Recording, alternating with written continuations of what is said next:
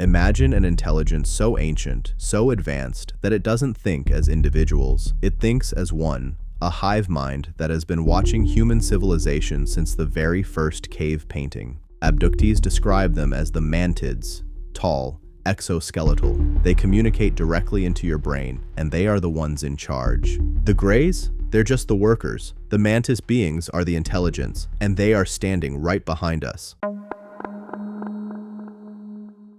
The year is 2023. Inside a sealed hearing room in the United States Capitol, a decorated military intelligence officer raises his right hand and swears to tell the truth. His name is David Grusch, and what he is about to say will send shockwaves through the intelligence community, the scientific establishment, and every corner of the internet that has ever stayed up past midnight wondering about the nature of the universe.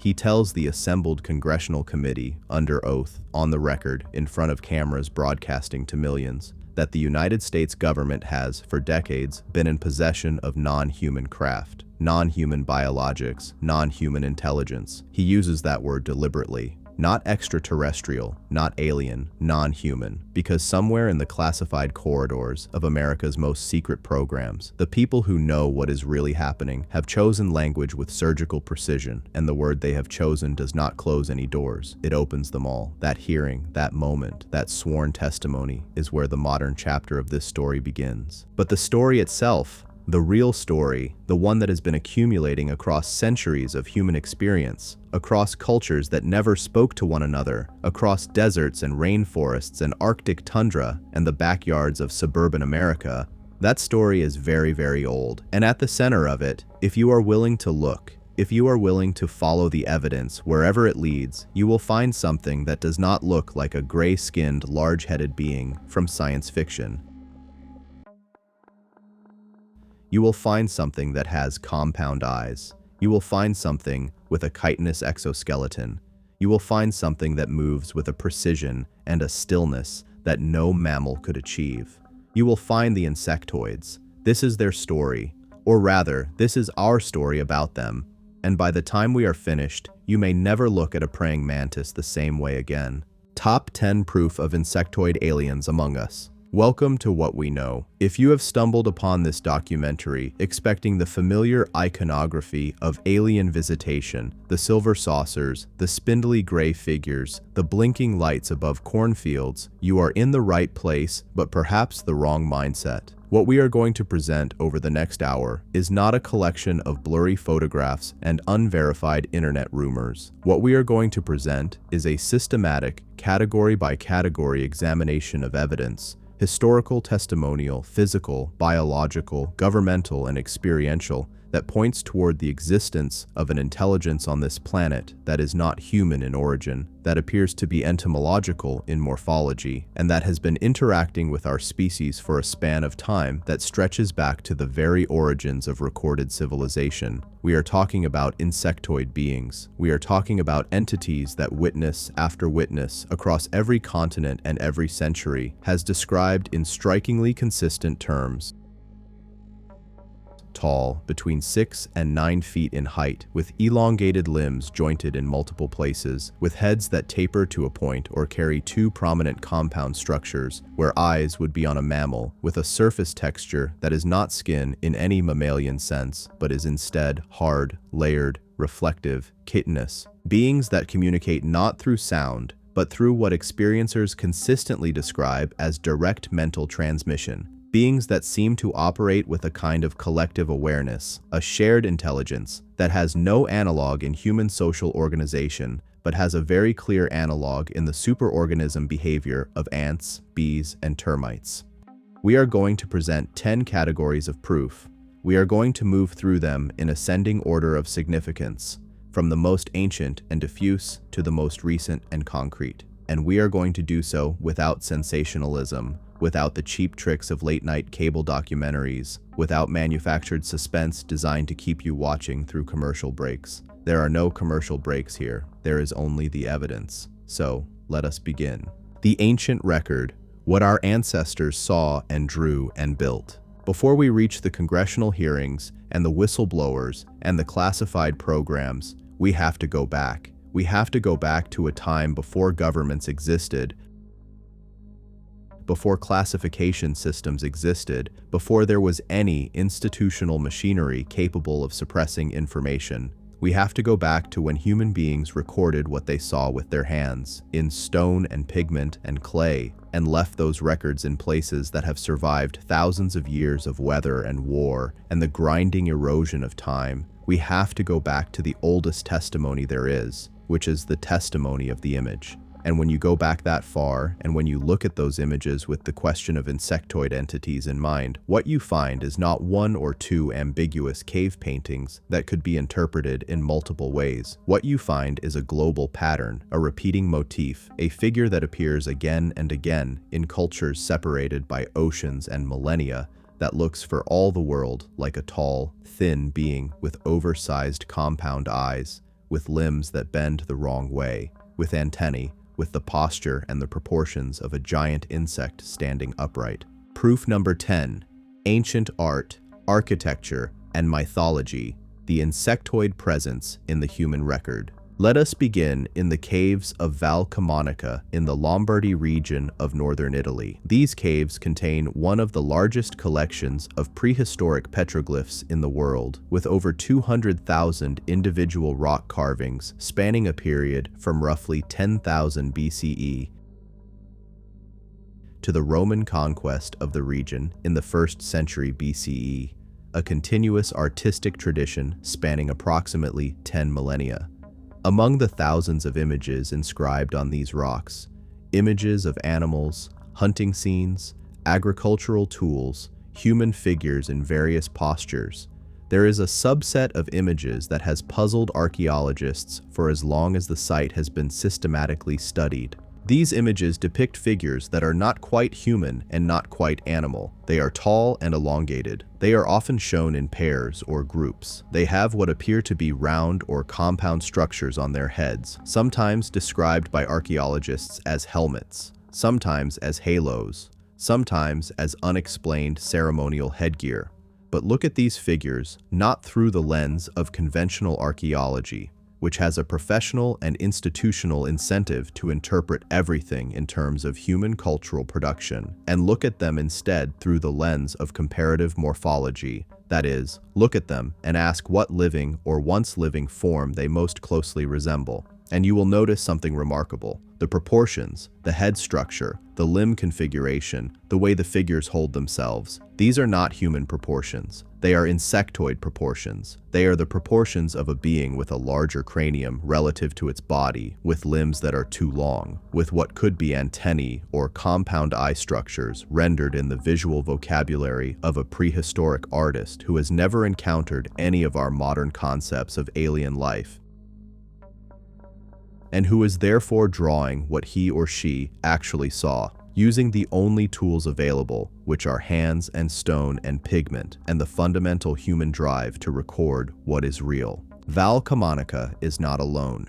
Move east into the Sahara Desert, and you will find the Tassili Niger Plateau in what is today Algeria, home to some of the most extraordinary prehistoric rock art ever discovered. The Tassili paintings date from approximately 10,000 BCE to the 1st century CE, and they depict a lush green Sahara, a Sahara that was, in the distant past, a grassland teeming with life long before the desertification that created the sand sea we know today. Among the images of cattle and antelope and the people who herded them, there are figures that have become famous in the literature of ancient astronaut theory and that have generated enormous controversy among mainstream archaeologists. The most famous of these figures is sometimes called the Great God of Tassili, or the Jabaran figure, a large rounded form with no discernible facial features, with what appear to be antennae projecting from its head, with a body outline that is more cylindrical than any human figure, and with a presence, a visual weight, that clearly separates it from the human figures around it,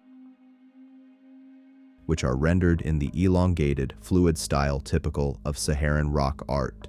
Mainstream interpretation: a deity, a mythological figure, a symbolic representation of a spiritual concept.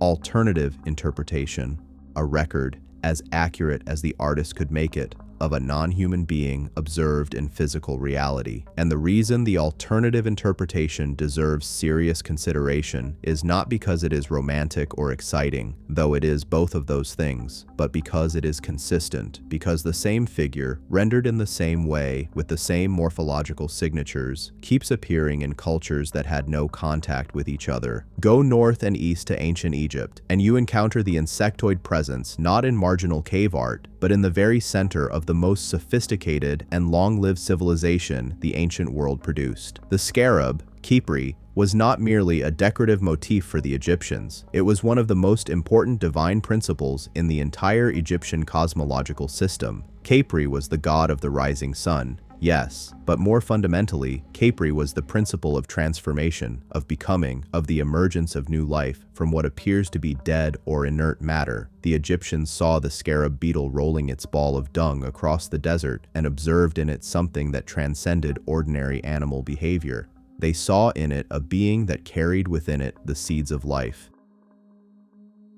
that created new existence from waste, that navigated the desert with a precision and a purposefulness that seemed almost supernatural, and they elevated the scarab to divinity. Now this could be entirely explained in cultural and psychological terms. The Egyptians were an agricultural people who were endlessly fascinated by the cycles of nature, and the scarab beetle was a dramatic and visible part of the natural world they inhabited. That explanation is satisfying as far as it goes, but it does not explain why the Egyptians specifically chose to render Khepri not merely as a beetle, but often as a compound figure, a beetle-headed being with a human body, or a human-headed being with beetle wings, or a fully humanoid figure with insectoid eyes and insectoid hands. These hybrid forms are not what you get when you simply observe beetles in a field and decide to worship them. These hybrid forms are what you get when you have seen something real, something physical, something standing in front of you, that combines the morphological features of both an insect and a humanoid being. The artistic conventions of Egyptian religious art were rigid and formula-bound. Deities were not depicted randomly or whimsically. Every element of an Egyptian divine image was deliberate, canonically fixed, and carried specific theological meaning. The insect elements of Khepri were not decoration, they were description. But let us not confine ourselves to the Egyptians, fascinating as they are.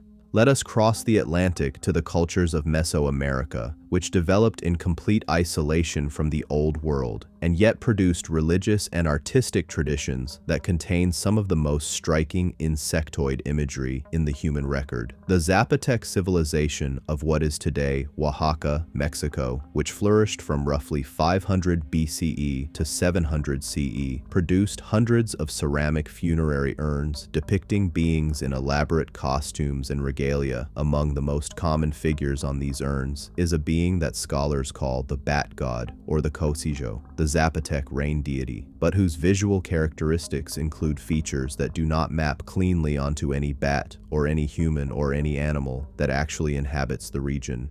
The eyes of this figure are enormous, compound, and multifaceted. The hands are not hands in any mammalian sense. They are multi-jointed appendages that terminate in claw-like structures. The body is segmented, the head is elongated and tapers toward the top. And the overall morphological impression, if you set aside the elaborate ceremonial context and simply look at the shape, is of a large, upright insectoid being wearing additional ceremonial adornments. This is not a criticism of Zapotec religion or a reductive dismissal of their spiritual tradition. It is an observation about what the source imagery that their artists were working from might have been.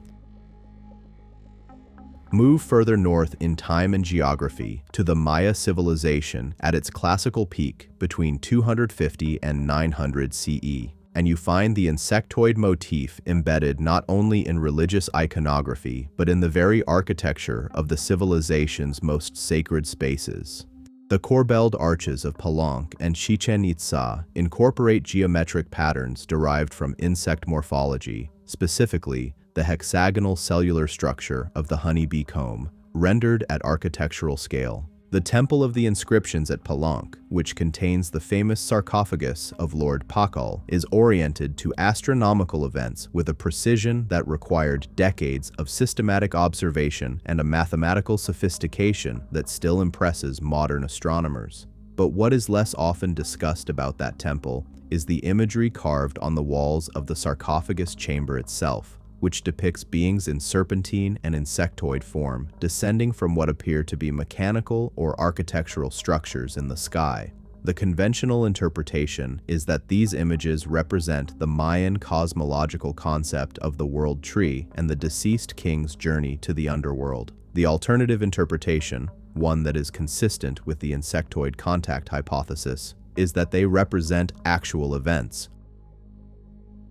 or at least the mythologized memory of actual events, the descent of non-human insectoid beings from craft or structures in the sky, and their interaction with the human civilization below. We should also spend time in South Asia, because the ancient Indian tradition contains some of the most explicit and detailed descriptions of non-human beings that exist anywhere in the historical record. The Vedic texts, among the oldest continuously transmitted religious literature in the world, with roots extending back to at least 1500 BCE and possibly much further, contain extensive descriptions of beings called devas and asuras and nagas and gandharvas, all of which are distinct categories of non-human intelligence with distinct morphological characteristics, distinct behavioral patterns, and distinct relationships to human civilization. Among these categories, the devas are the ones most often associated with the physical characteristics we are discussing. They are tall, they are luminous, they possess a form of intelligence and awareness that exceeds human capacity, and they travel in what the texts call vimanas, aerial vehicles, craft that move through the sky with apparent ease and that are described with a specificity of mechanical detail that has led serious researchers of Sanskrit text to conclude that the Vimana passages are not purely metaphorical, but the most relevant beings for our purposes may be the Nagas, who are often depicted as serpentine or insectoid in form and who are described as dwelling beneath the earth in vast underground cities called Nagaloka or Patala. The description of Nagaloka in the Mahabharata and the Puranas is startlingly specific. It is a subterranean realm illuminated by its own light rather than by the sun, inhabited by beings who possess technology, specifically the ability to create artificial light, artificial environments, and artificial life, far beyond what the surface human civilization has achieved. This description, which appears in texts thousands of years old, is one that we will return to when we discuss the underground base evidence in a later section of this documentary. For now, let us note the pattern: beings associated with the earth beneath, beings with insectoid or serpentine morphology, beings with technological capability exceeding human civilization. The Vedic tradition is not a single account. It is a vast, internally consistent, highly structured body of literature that has been maintained and transmitted with extraordinary fidelity across more than 3 millennia. It is not the record of a single person's fever dream. It is the accumulated testimony of an entire civilization's encounter with something that was not human. Sumeria gives us the Anunnaki, and while popular culture has tended to render the Anunnaki as humanoid beings, tall, human-shaped, godlike in the conventional sense, the actual cuneiform texts tell a more complex and more interesting story. Among the beings described in Sumerian mythology are categories of entity that are clearly not humanoid: the Galu demons, who are described as beings with hard exterior surfaces, with eyes that do not blink, with a physical presence that is cold and mechanical; the Kurgaru, who are described as beings created neither male nor female, with attributes that do not fit any natural animal category; and most intriguingly, the being known as Anzu or Imdugud, the storm bird, who in the oldest versions of the myth is not a bird at all but a compound being, part eagle, part lion, part insect, capable of thought, speech, independent volition, and the use of what the texts call the tablets of destiny, which appear to be some kind of information storage and reality manipulation technology. The standard interpretation of Anzu is mythological, a narrative device used to explore themes of transgression, hubris, and divine order. But the morphological specificity of the Anzu descriptions, the compound eyes, the chitinous body surface, the capacity for direct mental communication, suggests something more. It suggests a template, a memory, a recurring encounter with a class of being that later generations transformed into myth, because myth was the only available container for information that did not fit into any other category. And then there is the most famous and most debated artifact of ancient insectoid imagery in the entire human record, the winged disc, which appears in the religious iconography of virtually every major ancient civilization: Egypt, Sumeria, Persia, the Hittites, the Assyrians, the Indus Valley, ancient China, and even, in stylistically distinct but structurally identical form, in the artwork of pre-Columbian Mesoamerica. The winged disc is typically interpreted as a solar symbol, a representation of the sun or a solar deity, and in its later, purely symbolic forms, that interpretation is probably correct. But in its earliest attestations, in the Sumerian and Akkadian records that predate the standardized religious iconography by centuries, the winged disc is not a circle with decorative wings attached. It is a being. It is a being with a disc-shaped or oval body, with wings that extend from lateral structures on that body, with what appear to be legs or appendages, depending from the lower surface, and with a head that is clearly non-human. This is, in morphological terms, not a solar symbol. This is a flying insect rendered at the scale of a deity, and the fact that this specific image appears independently across cultures and continents is not, as conventional scholars maintain, simply evidence of cultural diffusion along ancient trade routes. It is evidence that multiple independent cultures were responding to a common external stimulus. They were all seeing the same thing, and they were all drawing it the same way, because there is only one way to draw something accurately. You draw what you see. We have spent time on the visual record, but we should not neglect the mythological record, which in many ways is richer and more detailed than any collection of images.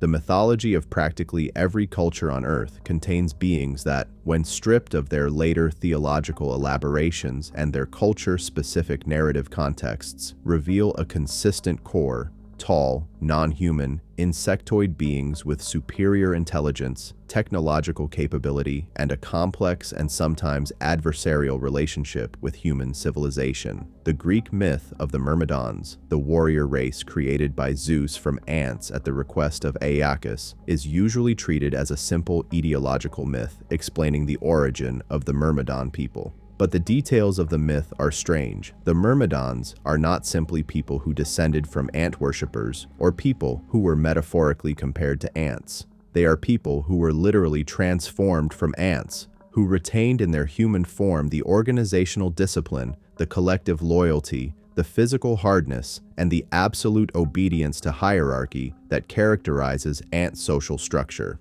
This is a very specific and very unusual set of characteristics to attribute to a mythological race. It is the kind of specificity that suggests a real referent. The Norse tradition gives us the Dvergar, the dwarves, who are often depicted as living underground, who are master craftsmen, who create technological artifacts of surpassing power and complexity, and who are described in the Eddic texts with physical characteristics that don't quite match the stunted, bearded figures of later popular imagination. They are dark, they are hard, they move with mechanical precision, their eyes catch the light strangely. In the Native American traditions, beings called the Star People or the Ant People appear across dozens of independent cultures: the Hopi, the Navajo, the Cherokee, the Zuni, and virtually all of these traditions describe the ant people as beings who lived within the earth, who had advanced knowledge, who were not human.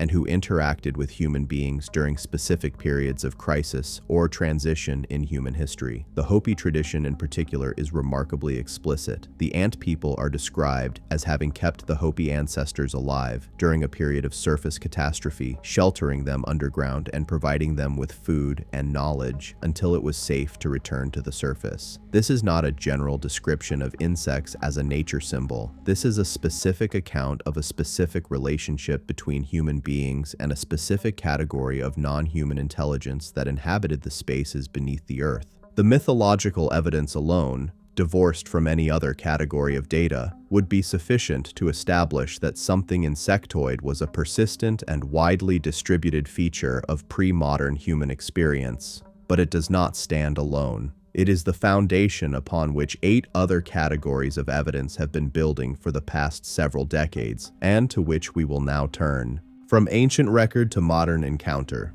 Before we move to the next proof category, let us pause for a moment to address the objection that a thoughtful skeptic would raise at this point. That objection is this: ancient art and mythology are inherently ambiguous. Human beings have always projected pattern onto ambiguity. It is one of the fundamental cognitive tendencies that defines our species. The insectoid features you describe in ancient images could be explained by stylistic convention, by artistic limitation, by the cultural centrality of insects in agricultural societies, or simply by the pareidolia-like tendency to see faces and forms in abstract patterns. This objection is not stupid. It is, in fact, the kind of objection that good epistemology requires. And the answer to it is not that the ancient evidence is conclusive in isolation. The answer is that it is not in isolation. The ancient evidence is the foundation.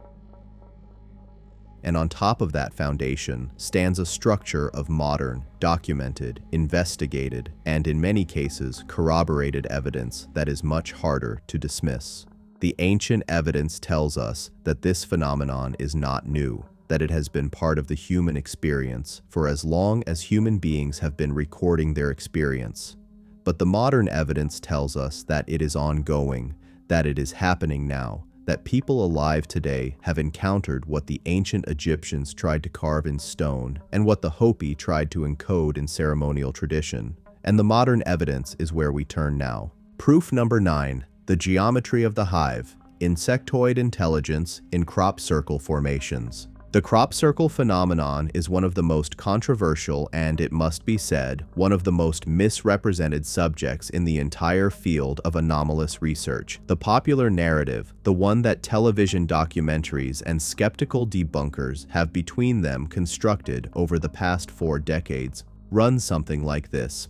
Crop circles are interesting artistic hoaxes perpetrated by mischievous humans with boards and ropes, and the people who believe they are of non-human origin are credulous and scientifically naive. This narrative is not entirely wrong. It is certainly true that many crop circles are human-made. The Doug and Dave Confession in 1991, in which 2 English artists claim to have created hundreds of formations using primitive tools, was a genuine watershed in the public understanding of the phenomenon, and the thriving community of competitive crop circle artists that exists today produces formations of genuine beauty and complexity. All of that is real, but the narrative is also not entirely right, because among the several thousand documented crop circle formations recorded since systematic study of the phenomenon began in the 1970s, there is a significant subset cataloged, studied, measured, and analyzed by professional researchers including biophysicists, botanists, soil scientists, and materials engineers that cannot be explained by human agency. Not because the formations are too complex for humans to design or execute, though some of them are, but because of what happens to the plants within them, and what happens to the soil beneath them, and what happens to electronic equipment brought near them, and what happens to the human beings who study them. Let us be specific. Researcher William Levengood, a biophysicist with a background in plant physiology, spent more than a decade, from 1989 to the early 2000s, analyzing plant samples taken from crop circle formations alongside control samples taken from undisturbed areas of the same fields. His findings, published in peer-reviewed scientific journals including Physiologia Plantarum, were unambiguous and deeply strange. Plants from within genuine crop circle formations, the ones that exhibited the other physical anomalies associated with non-human formations, showed consistent, measurable biological changes at the cellular level that could not have been produced by any known mechanical force. The cell pits in the stems of affected plants were measurably expanded, as if the internal moisture in the stems had been flash vaporized, expanding the cellular walls from within. The germination capacity of seeds taken from within affected formations was altered, in some cases reduced to near zero, in other cases enhanced beyond any normal germination rate. The apical nodes of the plant stems, the growth nodes, were elongated and bent, not broken, in a way that indicated the plants had been laid down by a force that was simultaneously intense enough to flatten the field and gentle enough not to shatter the stems. Levengood's conclusion, stated as carefully and precisely as any scientist's conclusion ever is, was that the changes he observed were consistent with exposure to microwave radiation of extreme intensity applied for an extremely short duration.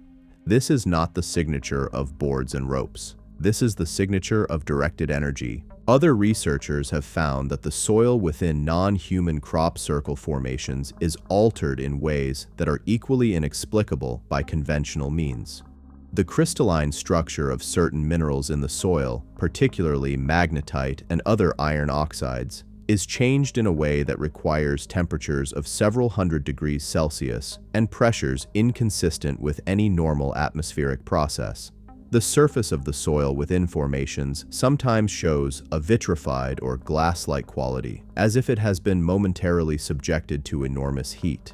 Metallic spheres, iron microspheres, have been recovered from formation soil in quantities that far exceed background levels in surrounding areas, and the composition and morphology of these spheres is consistent with rapid solidification from a molten or near-molten state. These are not the kind of physical traces that boards and ropes leave in a field. But all of this, the biological anomalies, the soil chemistry, the directed energy hypothesis, is actually secondary to the point we need to make about crop circles and the insectoid intelligence hypothesis, because the most compelling connection between crop circle formations and insectoid beings is not the mechanism of their creation, but the content of their geometry. The geometric content of the most complex and most thoroughly analyzed crop circle formations is not random. It is not arbitrary. It does not reflect the aesthetic preferences of human artists, who tend towards certain kinds of bilateral symmetry and certain kinds of geometric recursion that are characteristic of human visual culture. The geometry of the most complex crop formations reflects, with a precision that has been verified by independent mathematical analysis, the geometric principles underlying the morphology, the functional architecture, and the physical chemistry of insect life. The hexagonal lattice, the honeycomb structure, appears in crop formations with a frequency and a precision that goes far beyond coincidence. The Fibonacci spiral, which governs the growth patterns of many plants, and which is also the governing principle of the architecturally most complex insect societies, appears in crop formations in forms that include not just the first few terms of the sequence, which is the extent of human mathematical intuition about Fibonacci, but extensions of the sequence into mathematical territory that requires formal mathematical training to recognize and to reproduce.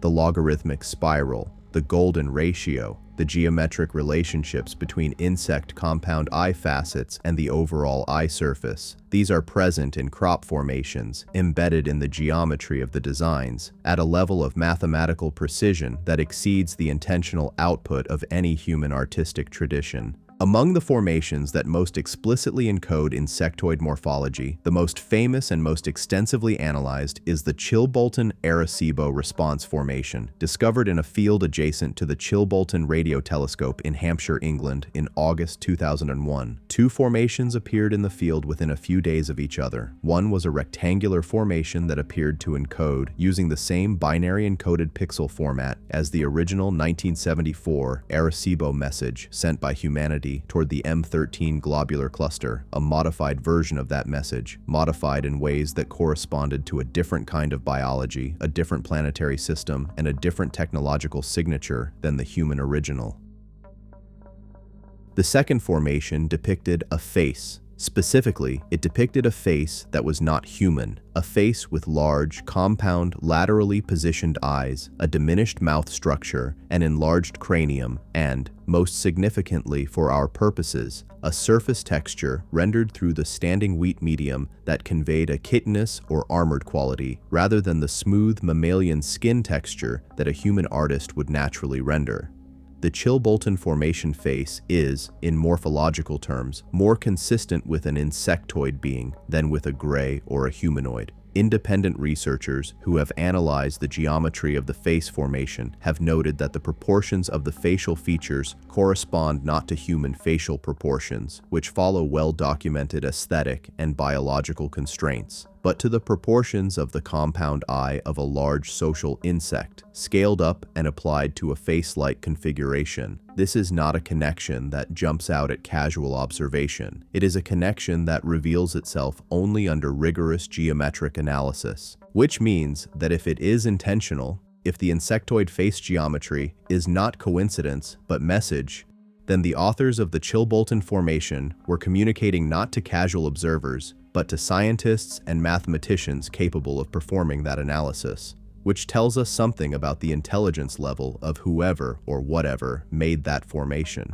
There is another formation that deserves extended discussion in this context, and that is the Crabwood Formation, also discovered in Hampshire, England in August 2002, approximately 1 year after the Chilbolton formations. The Crabwood Formation consisted of two elements. First, an image rendered in the standing crop medium of what can only be described as an extraterrestrial or non-human face with markedly insectoid features, elongated head, enormous compound eyes, suggestion of mandibular structures below a minimal mouth, and second, a spiral disc formation that encoded, in ASCII binary, a message that has been decoded and that reads as follows: "Beware the bearers of false gifts and their broken promises. Much pain, but still time. There is good out there. We oppose deception. Conduit closing." This message, discovered in a field in rural England, encoded in a format derived from human computer science, but applied using a medium, standing crop, that requires directed energy technology to produce at the scale and precision demonstrated, has never been satisfactorily explained. Its content is coherent. Its encoding is technically sophisticated. Its production by human hoaxers in a single night, without mechanical equipment visible to the surrounding community, and without leaving any traces in the field perimeter consistent with human foot traffic at the required scale, has never been demonstrated or even plausibly argued. And its visual component, the face, is one of the most unambiguous depictions of an insectoid being in the entire crop circle record. The eyes are compound.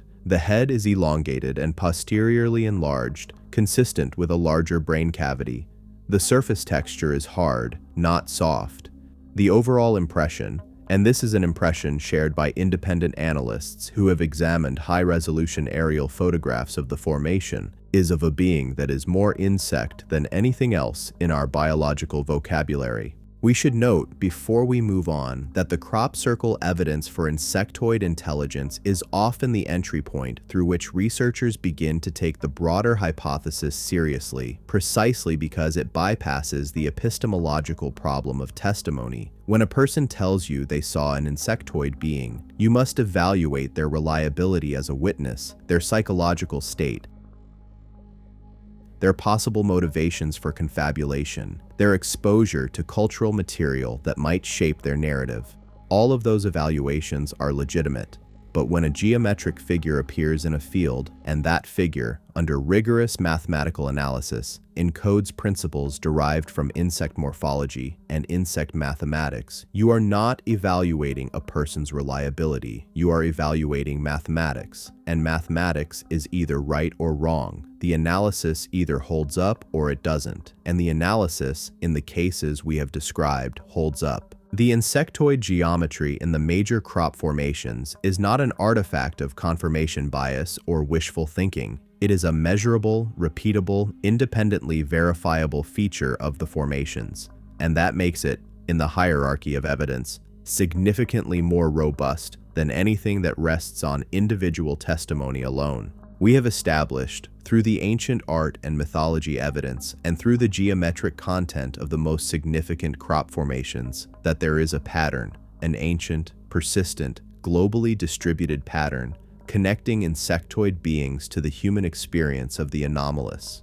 This pattern is not conclusive proof of physical insectoid beings living among us. It is the foundation. It is the ground on which the rest of the evidence stands. And in part 2 of this documentary, we are going to climb off that foundation and begin ascending through the layers of evidence that become progressively more specific, progressively more personal, and progressively more disturbing. We are going to hear from the people who did not just see images in stone or geometry in fields. We are going to hear from the people who came face to face, in the dark, in their bedrooms and their cars and their backyards, with something that looked them in what passed for its eyes and communicated with them in a way that no human being has ever communicated with them before or since. We are going to examine the abductee testimony. We are going to examine it in its full depth and complexity, not as an exercise in credulous acceptance, but as an exercise in systematic pattern recognition. And by the time we are through with what the abductees have to say, you will understand why so many serious researchers, including researchers with PhDs from serious universities, researchers who began their investigations as skeptics, researchers who had no personal stake in believing any of this, ended up concluding that the testimony of abduction experiencers represents the most important and most systematically neglected body of evidence in the history of human self-knowledge. The witnesses, abductee testimony, and military encounters. The word abductee carries a great deal of cultural baggage, and we need to spend a moment unpacking that baggage before we can properly evaluate what abductees say. In the popular imagination, shaped by decades of sensationalist media coverage and the iconography of science fiction, an abductee is a certain kind of person: rural, poorly educated, psychologically unstable, prone to fantasy, seeking attention, easily hypnotized into confabulating narratives that conform to cultural expectations about alien contact. This image is not only wrong, it is precisely backwards. The serious research literature on abduction experiences, the literature produced by qualified academic researchers who actually studied the subject rather than dismissing it from a safe epistemological distance, consistently shows the opposite profile. Abduction experiencers are, on average, no more psychologically unstable than the general population. They are not attention seekers. The vast majority of them resist disclosure of their experiences for years, sometimes decades, out of fear of exactly the kind of ridicule and pathologizing that the popular image subjects them to. They are not unusually susceptible to suggestion or hypnosis. In fact, research by John Mack and his colleagues at Harvard found that abductees showed unusually high reality testing scores on standard psychological assessments, meaning they were better than average at distinguishing real experiences from imagined ones. And the content of their narratives does not conform to science fiction tropes. When you strip away the cultural overlay and look at the raw testimony, particularly the testimony that predates the popular cultural vocabulary of alien abduction, testimony recorded in the 1960s and early 1970s, when very few people had been exposed to that vocabulary, what you find is strikingly consistent, strikingly specific, and strikingly different from what Hollywood has imagined. Proof number 8. Abductee testimony, the Mantis beings and the insectoid presence in contact narratives. Let us begin with the most famous abduction case in American history, not because it is the most relevant to our specific inquiry, but because it establishes the foundation from which the insectoid evidence emerges. The Betty and Barney Hill case of September 19 to 20, 1961, is the founding document of the modern abduction literature. The Hills were a biracial couple. Betty was white, Barney was black. Driving home through rural New Hampshire after a vacation in Canada, when they observed a craft descending toward their car and subsequently lost approximately 2 hours of time, The details of their story, recovered through hypnotic regression by Dr. Benjamin Simon, a Boston psychiatrist and hypnotherapy specialist, are meticulously documented and have been analyzed by researchers across multiple disciplines for more than 60 years. What is less often discussed about the Hill case in the popular retellings is the diversity of being types that both Betty and Barney described. The beings that are most often discussed are the humanoid leader figure that Betty described in Hypnosis and the wraparound eyes that Barney described in what became one of the most analyzed drawings in the history of anomalous research. But there is a third category of being that both Hills mentioned in their sessions, a being that was taller than the others, that moved differently from the others, that seemed to be of a different order of authority from the others, and that both Hills associated with feelings of terror that exceeded even the terror of the overall experience. Betty's description of this being in her regression sessions includes the phrase, like a praying mantis, not an analogy, a direct comparison, offered spontaneously without prompting from Dr. Simon, who was careful in his methodology not to lead his subjects. The praying mantis being in the Hill case is not a central feature of the popularized version of the story. It should be. The reason the mantis or insectoid being type is not central to the popularized Hill case is the same reason it is not central to most popular accounts of abduction experiences. It is frightening in a way that the gray being type is not. The gray alien has, through decades of cultural repetition, been domesticated. It appears on coffee mugs and Halloween costumes and children's cartoon shows. It has been rendered harmless by familiarity. The insectoid being has not been so domesticated, and the reason for that is rooted in the testimony of the people who encounter it. They invariably report it as the most overwhelming and the most authoritative presence in any encounter where multiple being types appear. It is not the worker. It is not the soldier. It is the presence that the workers and soldiers seem to defer to. It is the intelligence at the center of the operation, and the reports of how it communicates, of how it makes itself understood, and of the content of what it communicates are among the most disturbing and most consistently reported features of abduction testimony. Let us be specific about the beings that abductees have described as insectoid or mantid. The consistency across independently collected accounts is the first thing that strikes any careful reader of the research literature. Height, consistently reported as between 6 and 8 feet, with some reports of beings approaching 9 feet. Body structure, elongated with a thin, segmented thorax and what experiencers often describe as feeling like a segmented abdomen behind it, though the abdomen is not always visible due to clothing or dimensional lighting conditions. Limbs, 4 primary limbs, the upper 2 of which function as arms but which are jointed at multiple points, typically 3 or 4 joints per limb rather than the one elbow joint of a human arm, and which terminate in extremities that are elongated and multi-fingered, with the fingers often described as having a slight translucency or a quality described as claw-like or chitinous. Skin or surface, consistently described as not skin in any mammalian sense. The surface of insectoid beings is described as hard, or as having multiple layers with a hard outer layer and something softer beneath, or as having a texture and sheen that is most accurately described as similar to the surface of a beetle's exoskeleton, smooth in some places, subtly faceted in others, and reflecting light differently from any mammalian or reptilian surface. Head, elongated, triangular in general outline when viewed from the front, tapering upward and toward the back. The cranium is substantially larger relative to body size than in any human or great ape. Eyes. This is the feature most consistently and most emotionally reported by abductees who describe insectoid beings. The eyes are large, set on either side of the head rather than frontally like human eyes, with a surface that is black or very dark green and which is not a single smooth surface like a human eye, but is instead faceted or sectioned in a way that resembles compound insect eyes rather than mammalian ocular anatomy. The experience of being looked at by these eyes is reported with such consistency and such intensity that it is one of the most reliable markers for distinguishing insectoid being encounters from other types of encounter in the testimony literature. Dr. John Mack, the Pulitzer Prize-winning Harvard psychiatrist who spent the last decade of his life studying abduction experiencers, described his initial reaction to the consistency and specificity of the insectoid testimony he collected as genuinely shocking.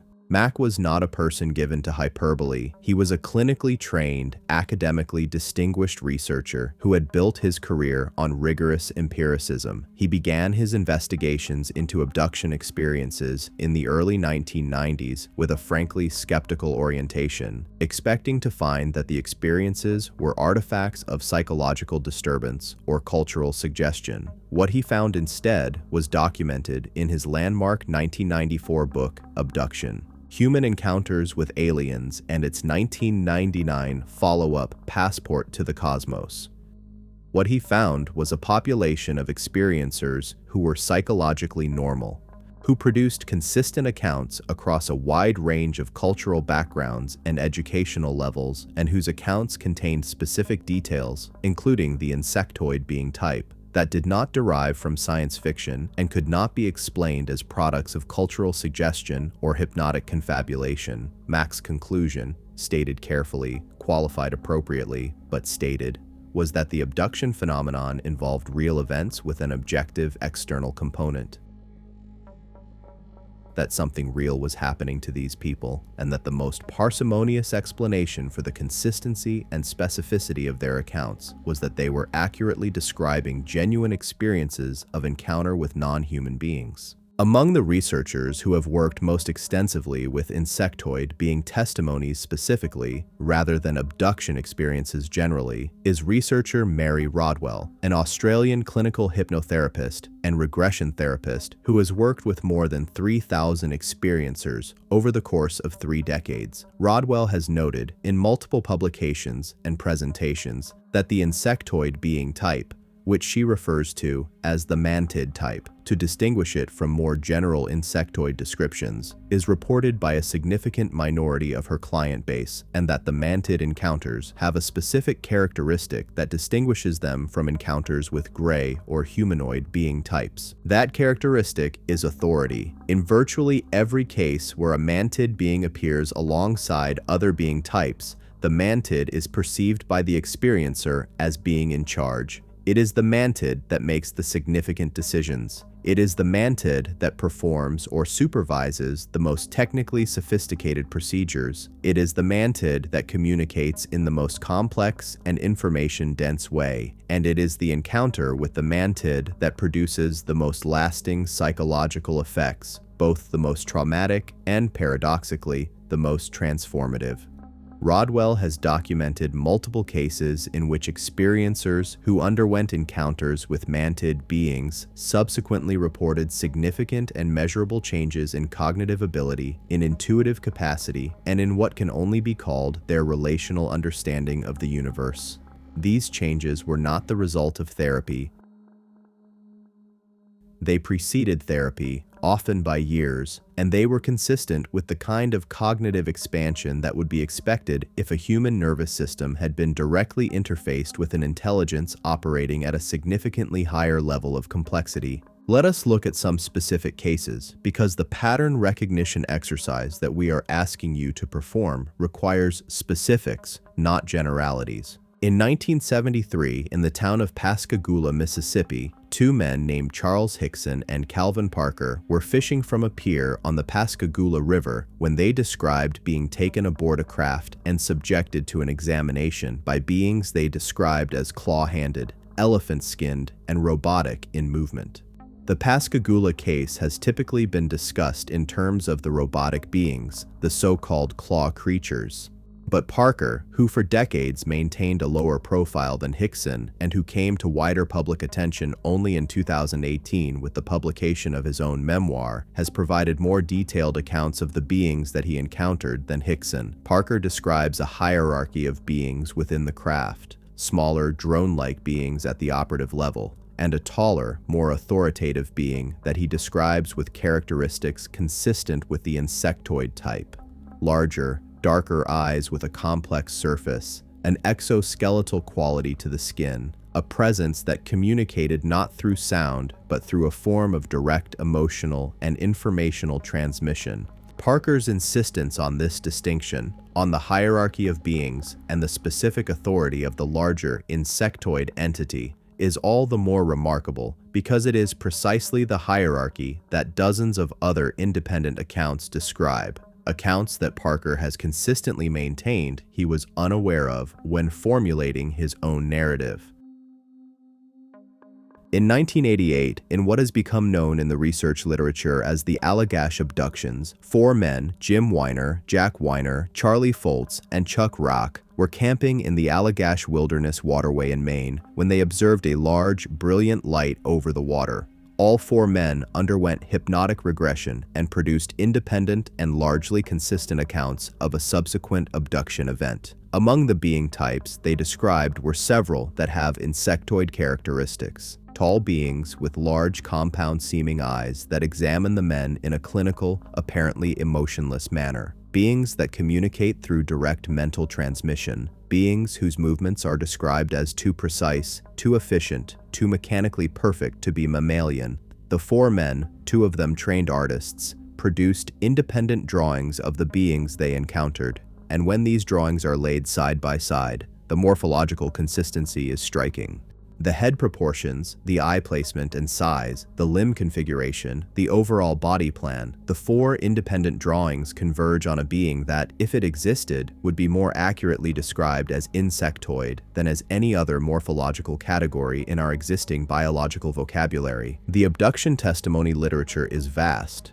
The number of documented cases in serious research files exceeds tens of thousands, and we cannot survey it exhaustively here. But the pattern is consistent enough that we can summarize it accurately. In a significant proportion of abduction cases, particularly those that involve multiple being types, there is a taller, darker, more authoritative being type that has insectoid characteristics. This being type is associated with the most significant and most technologically sophisticated aspects of the reported encounters. It communicates in ways that are qualitatively different from the ways the smaller beings communicate, and the encounter with it produces the most lasting and most profound effects on the human experiencer. This is not a marginal feature of the abduction literature. It is, once you know to look for it, one of its most consistent features. The experiencer testimony of physical reality. We should address directly one of the most common objections to abduction testimony, the claim that because the experiences occur in altered states of consciousness, during sleep paralysis, during hypnotic regression, in moments of extreme stress or dissociation, they cannot be taken as evidence of external physical reality. This objection, which seems compelling on first encounter, falls apart under serious examination for several reasons. First, not all abduction experiences occur in states that could be described as altered consciousness.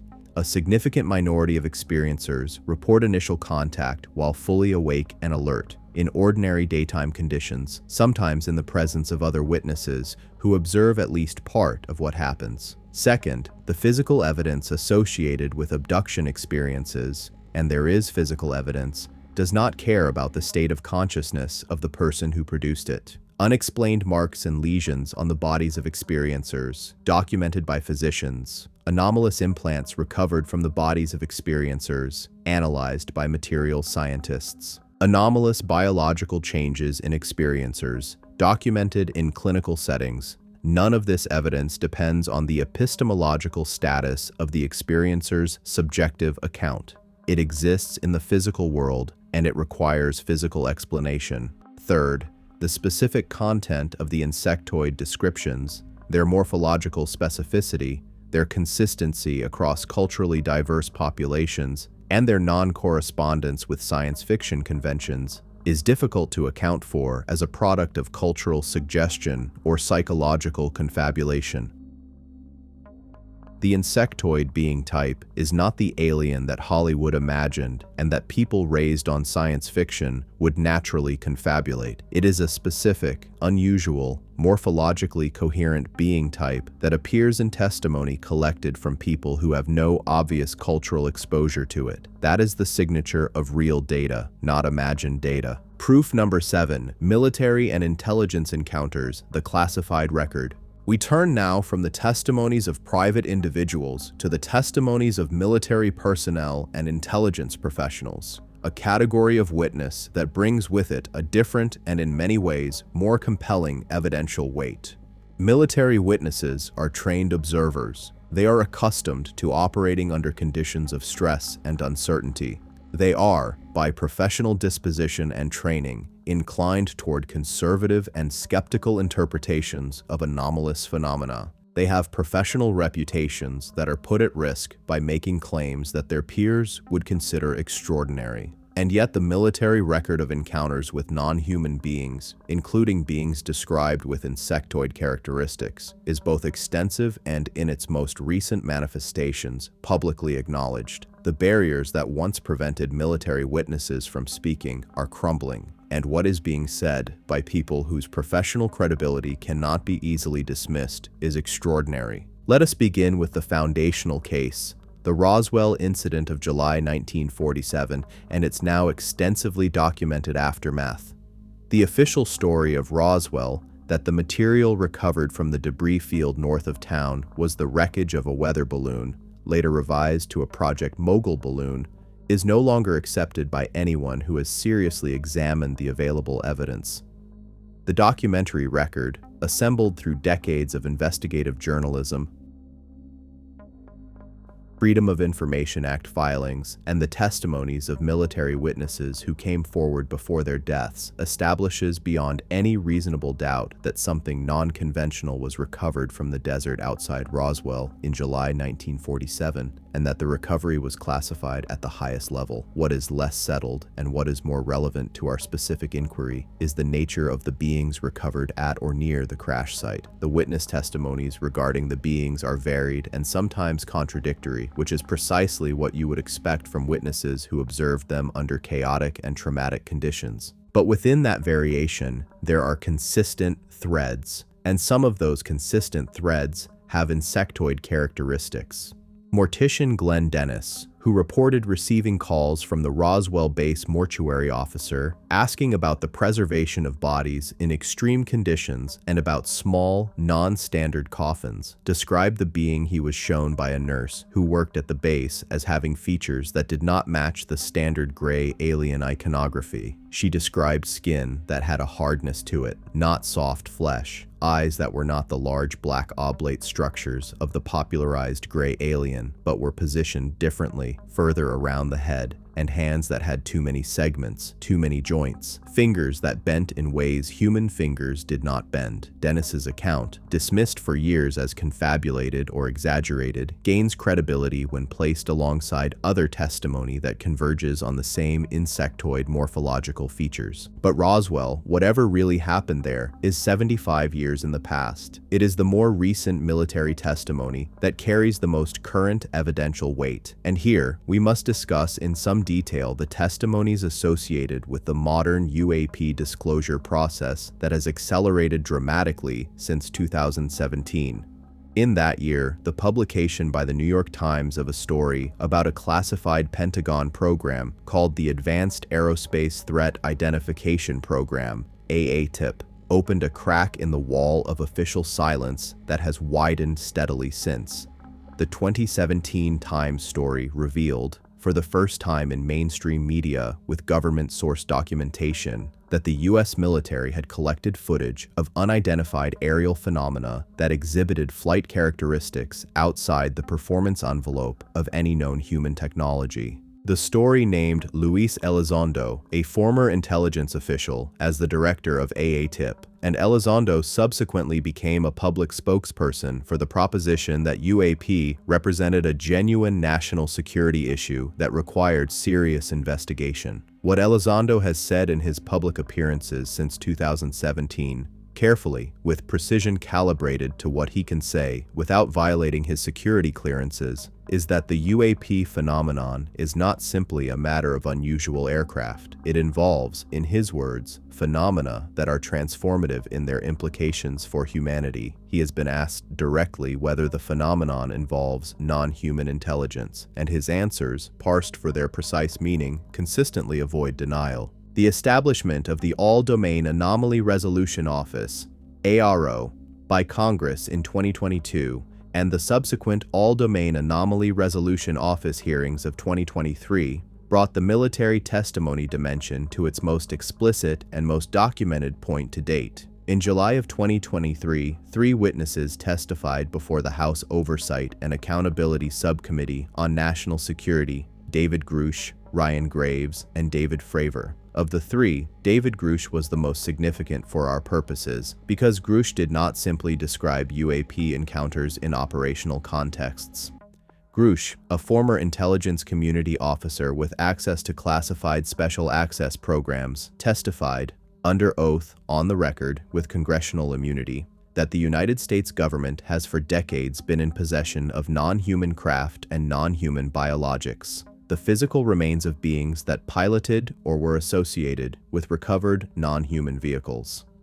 Grusch testified that the programs involved in this activity operate outside normal oversight structures, are funded through unauthorized budgetary diversions, and have in some cases used intimidation and illegal classification to prevent disclosure. He testified that these programs have involved the recovery and study of beings of non-human origin, and while he declined in the public hearing to specify the morphological characteristics of those beings, subsequent investigative reporting has suggested that the being types recovered and studied in these programs include not only the humanoid gray type that the popular culture has habituated us to, but also taller, morphologically distinct types with characteristics that the Whisper network of researchers and former insiders who know what is in the classified files, even if they cannot publicly say it, consistently describe as insectoid. We should discuss in some detail the testimony of specific military witnesses whose accounts include insectoid-specific elements. Among the most significant is the account of Clifford Stone, a former U.S. Army sergeant who served for 22 years and who has claimed in multiple documented and recorded testimonies that during his military service he was part of a classified program that responded to UAP crash sites and that was involved in the recovery of non-human beings. In his words, extraterrestrial biological entities. Stone has described, with specificity and consistency across multiple interviews conducted over more than 2 decades, a classification system for non-human entities maintained within the military intelligence community. This system, which Stone claims is outlined in classified documents he was shown during his service, identifies 57 distinct categories of non-human entity. Of those 57 categories, Stone has stated that a significant number, he has given estimates ranging from a dozen to 20 or more, are insectoid in morphology, beings with exoskeletal surfaces, with compound or compound-adjacent eye structures, with multi-jointed limbs, with body plans that are more consistent with highly evolved insect life than with mammalian or reptilian biology. Stone's testimony is controversial. He is a civilian claimant, and his specific claims are not directly corroborated by documentary evidence that is publicly available, but his internal consistency across more than 2 decades of public statements, his military service record, and the specific morphological detail he provides about the insectoid entity categories all contribute to the weight of his account. Another military witness whose testimony deserves extended examination is Charles Hall, a former U.S. Air Force weatherman who was stationed at Nellis Air Force Base in Nevada from 1965 to 1967. Hall has written 4 books describing his years-long interaction with a group of beings he calls the Tall Whites, who he claims were present at Nellis during his service and who interacted with human personnel on an ongoing, semi-routine basis. The Tall Whites, as Hall describes them, are not insectoid in the full sense. They are humanoid in basic body plan, but their physical characteristics include several features that are more consistent with insectoid or arthropod biology than with mammalian biology. Their eyes, as Hall describes them, are large, almond-shaped when young, rounder and more prominent when mature, and possess a reflective quality distinct from human eyes. Their skin is white to translucent and has a quality Hall describes as chalk white or alabaster, with a surface texture subtly different from human skin, slightly harder, slightly more granular. Their movement is extremely fast relative to humans, with reflexes that Hall compares to the reflexes of insects. startlingly rapid, capable of changes of direction that no mammal can execute. Hall's accounts of the tall whites are notable not only for their morphological specificity, but for their sheer ordinarity. He describes interacting with them over months in the context of his daily work, becoming gradually accustomed to their presence in the way that one becomes accustomed to any novel environmental feature. This is not the testimony of a one-time visionary experience. It is the testimony of sustained, repeated, daily life-level contact. And while the tall whites, as Hall describes them, are not purely insectoid, they occupy the morphological boundary territory between humanoid and insectoid in a way that is consistent with other witness descriptions of beings that appear to blend mammalian and arthropod characteristics. The case of Sergeant Lon Strickler is relevant here as well, though Strickler's encounters did not occur on a military installation, but in the broader context of his community in Point Pleasant, West Virginia, in the late 1960s, at the same time as the famous Mothman sightings.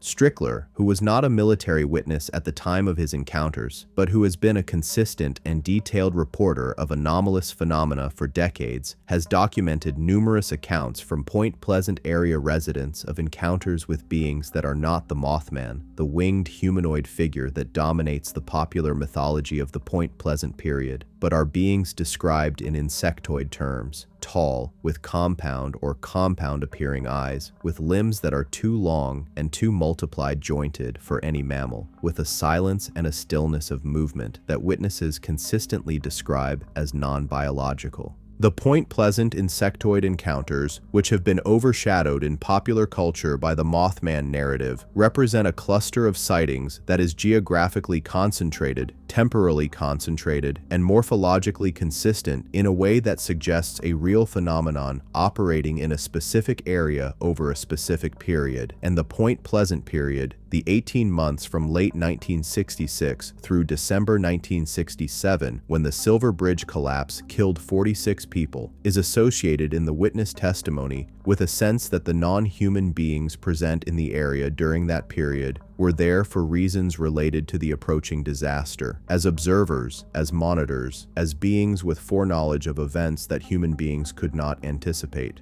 Whether that interpretation is correct or not, the insectoid witness accounts from Point Pleasant are part of the military and intelligence record in the sense that they were investigated at the time by both civilian researchers and, according to documents released under FOIA, by elements of the U.S. Air Force and possibly other agencies. The most compelling military evidence of insectoid beings, however, comes not from witness testimony, powerful as that testimony is, but from the intersection of witness testimony with documentary evidence. The cases where a military witness describes an encounter, and that description can be cross-referenced with classified documents that, when subsequently obtained through FOIA or leaked through unauthorized channels, confirm at least the institutional reality of the encounter. Among the most significant of these cross-reference cases is the Kirtland Air Force Base series of incidents documented by Sergeant Richard Doty and associated with the research of ufologist Paul Benowitz in the early 1980s. The Benowitz-Kirtland case is complex and in some ways morally compromised. There is credible evidence that Doty and other intelligence personnel deliberately manipulated Benowitz's research and fed him disinformation.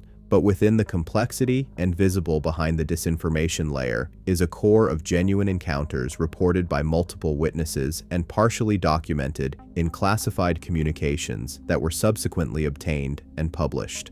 Among those genuine encounters are descriptions of beings observed at and around Kirtland AFB and the associated Manzano weapons storage facility that include insectoid characteristics, tall beings with hard skin surfaces, with large compound-seeming eyes, observed in areas restricted even to base personnel and associated with anomalous electromagnetic signatures.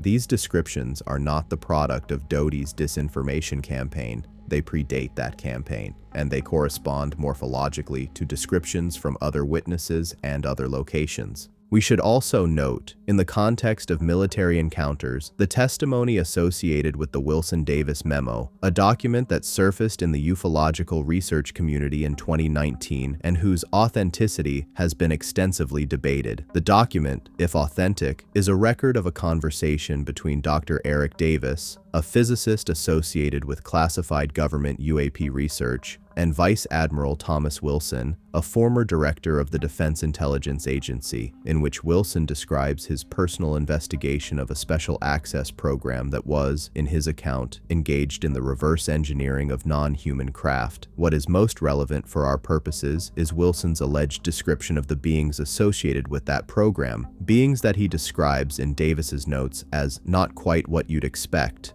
not the conventional gray alien of popular culture, but something harder, something less soft, something that a scientist examining the biological material would classify differently. The Wilson-Davis memo does not use the word insectoid, but the description it provides, particularly the reference to the unusual hardness of the biological material and the non-mammalian organization of the being's anatomy, is consistent with insectoid biology in a way that the standard gray alien iconography is not. Connecting the military record to the civilian testimony. What we observe when we lay the military testimony alongside the civilian abduction testimony is not two separate, unrelated streams of evidence that happen to share some surface similarities. What we observe is a single phenomenon described from two different vantage points: the civilian experiencer, who encounters it from below, in their private life, in their bedroom at night, or their car on a rural highway, and the military professional who encounters it from within the institutional machinery that has known about it for decades and has been, with varying degrees of success, trying to understand and manage it. Both streams describe the same being type, with the same morphological characteristics, the same behavioral patterns, the same communicative methods, and the same hierarchical position relative to other being types. The insectoid or mantid being is, in both streams of testimony, the authority. It is the intelligence at the top of whatever organizational structure governs the non-human presence that has been interacting with our planet, and the fact that completely independent witnesses approaching this phenomenon from completely different directions and completely different contexts converge on the same description of the same being type, the tall, compound-eyed, exoskeletal, telepathic insectoid, is exactly the kind of cross-referencing corroboration that legitimate evidence requires. It is not proof in the mathematical sense, but it is proof in the sense that matters in historical investigation, forensic science, and any other discipline that must reconstruct truth from imperfect and fragmentary evidence. It is convergence. Independent lines of evidence converging on a single conclusion, and convergence is how we know things. The question of why the insectoid being type is not the dominant figure in popular alien mythology, why the gray alien has captured the cultural imagination while the mantid being has remained at the margins, is itself an interesting one. The answer, we would suggest, is not that the insectoid presence is less significant in the actual phenomenon. The answer is that it is more frightening and therefore more resistant to the process of cultural domestication that has turned the gray alien into a commercial icon. The insectoid presence, as witnesses describe it, does not have the slightly plaintive, childlike quality of the gray alien, with its large eyes that project a kind of vulnerability, even as they project authority. The insectoid presence projects nothing that a human observer experiences as vulnerability. It projects competence, authority, intelligence, and a complete indifference to human emotional response that is the most profoundly alienating quality any witness describes. The gray alien has been made cute. The mantid being cannot be made cute, and that is precisely why the testimony about it deserves the most serious attention. The institutional record, whistleblowers, programs, and the underground.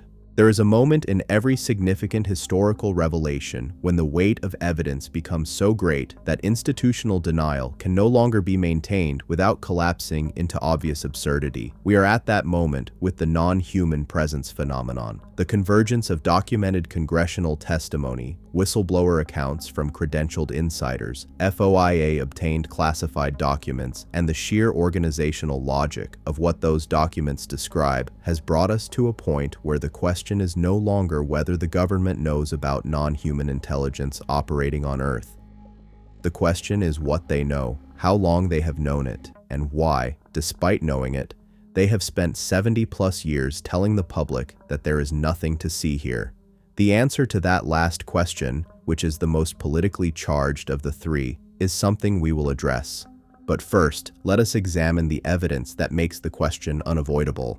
Proof number 6, government whistleblowers and the UAP disclosure apparatus, what the insiders are saying. The modern whistleblower disclosure process regarding non-human intelligence began, in its current accelerated form, with the 2017 New York Times article that revealed the existence of AATIP. But the current moment cannot be understood without appreciating the decades of quieter disclosure that preceded it. The researchers, the government employees, the former intelligence officials who spent years trying to tell the public what they knew, without the institutional protection that the current congressional disclosure apparatus provides, and who were for the most part ignored, ridiculed, and in some cases actively intimidated into silence. Among the most significant of these earlier whistleblowers is Philip Schneider, a former government geological engineer who claimed to have worked at classified underground government facilities, including the infamous Dulce base in New Mexico, and who in a series of lectures delivered in 1995 and 1996 described encounters with non-human beings in an underground facility that went violently wrong.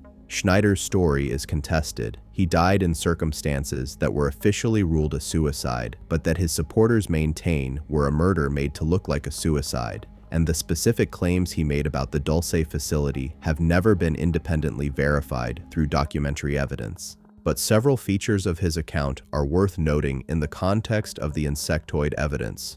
Schneider described the beings he encountered at Dulce not as the gray aliens of popular mythology, but as large, heavily built, armored-appearing beings with characteristics he specifically compared to insect morphology: a hard outer surface, a coloration that ranged from dark gray to dark green, compound-seeming eyes positioned on a head that was not round but elongated and triangular. He described these beings as capable of operating in the underground environment with a proficiency that exceeded human underground engineering, and as hostile to the humans who stumbled into their section of the facility during the underground conflict he described, an event he called the Dulce Wars or the Dulce Battle. Whether or not Schneider's specific claims about a human-alien underground conflict are accurate, the morphological description he provides of the beings he encountered is consistent with the insectoid descriptions from other independent sources, and his apparent willingness to tell his story in the face of severe personal consequences lends it a weight that the casual confabulator's account lacks.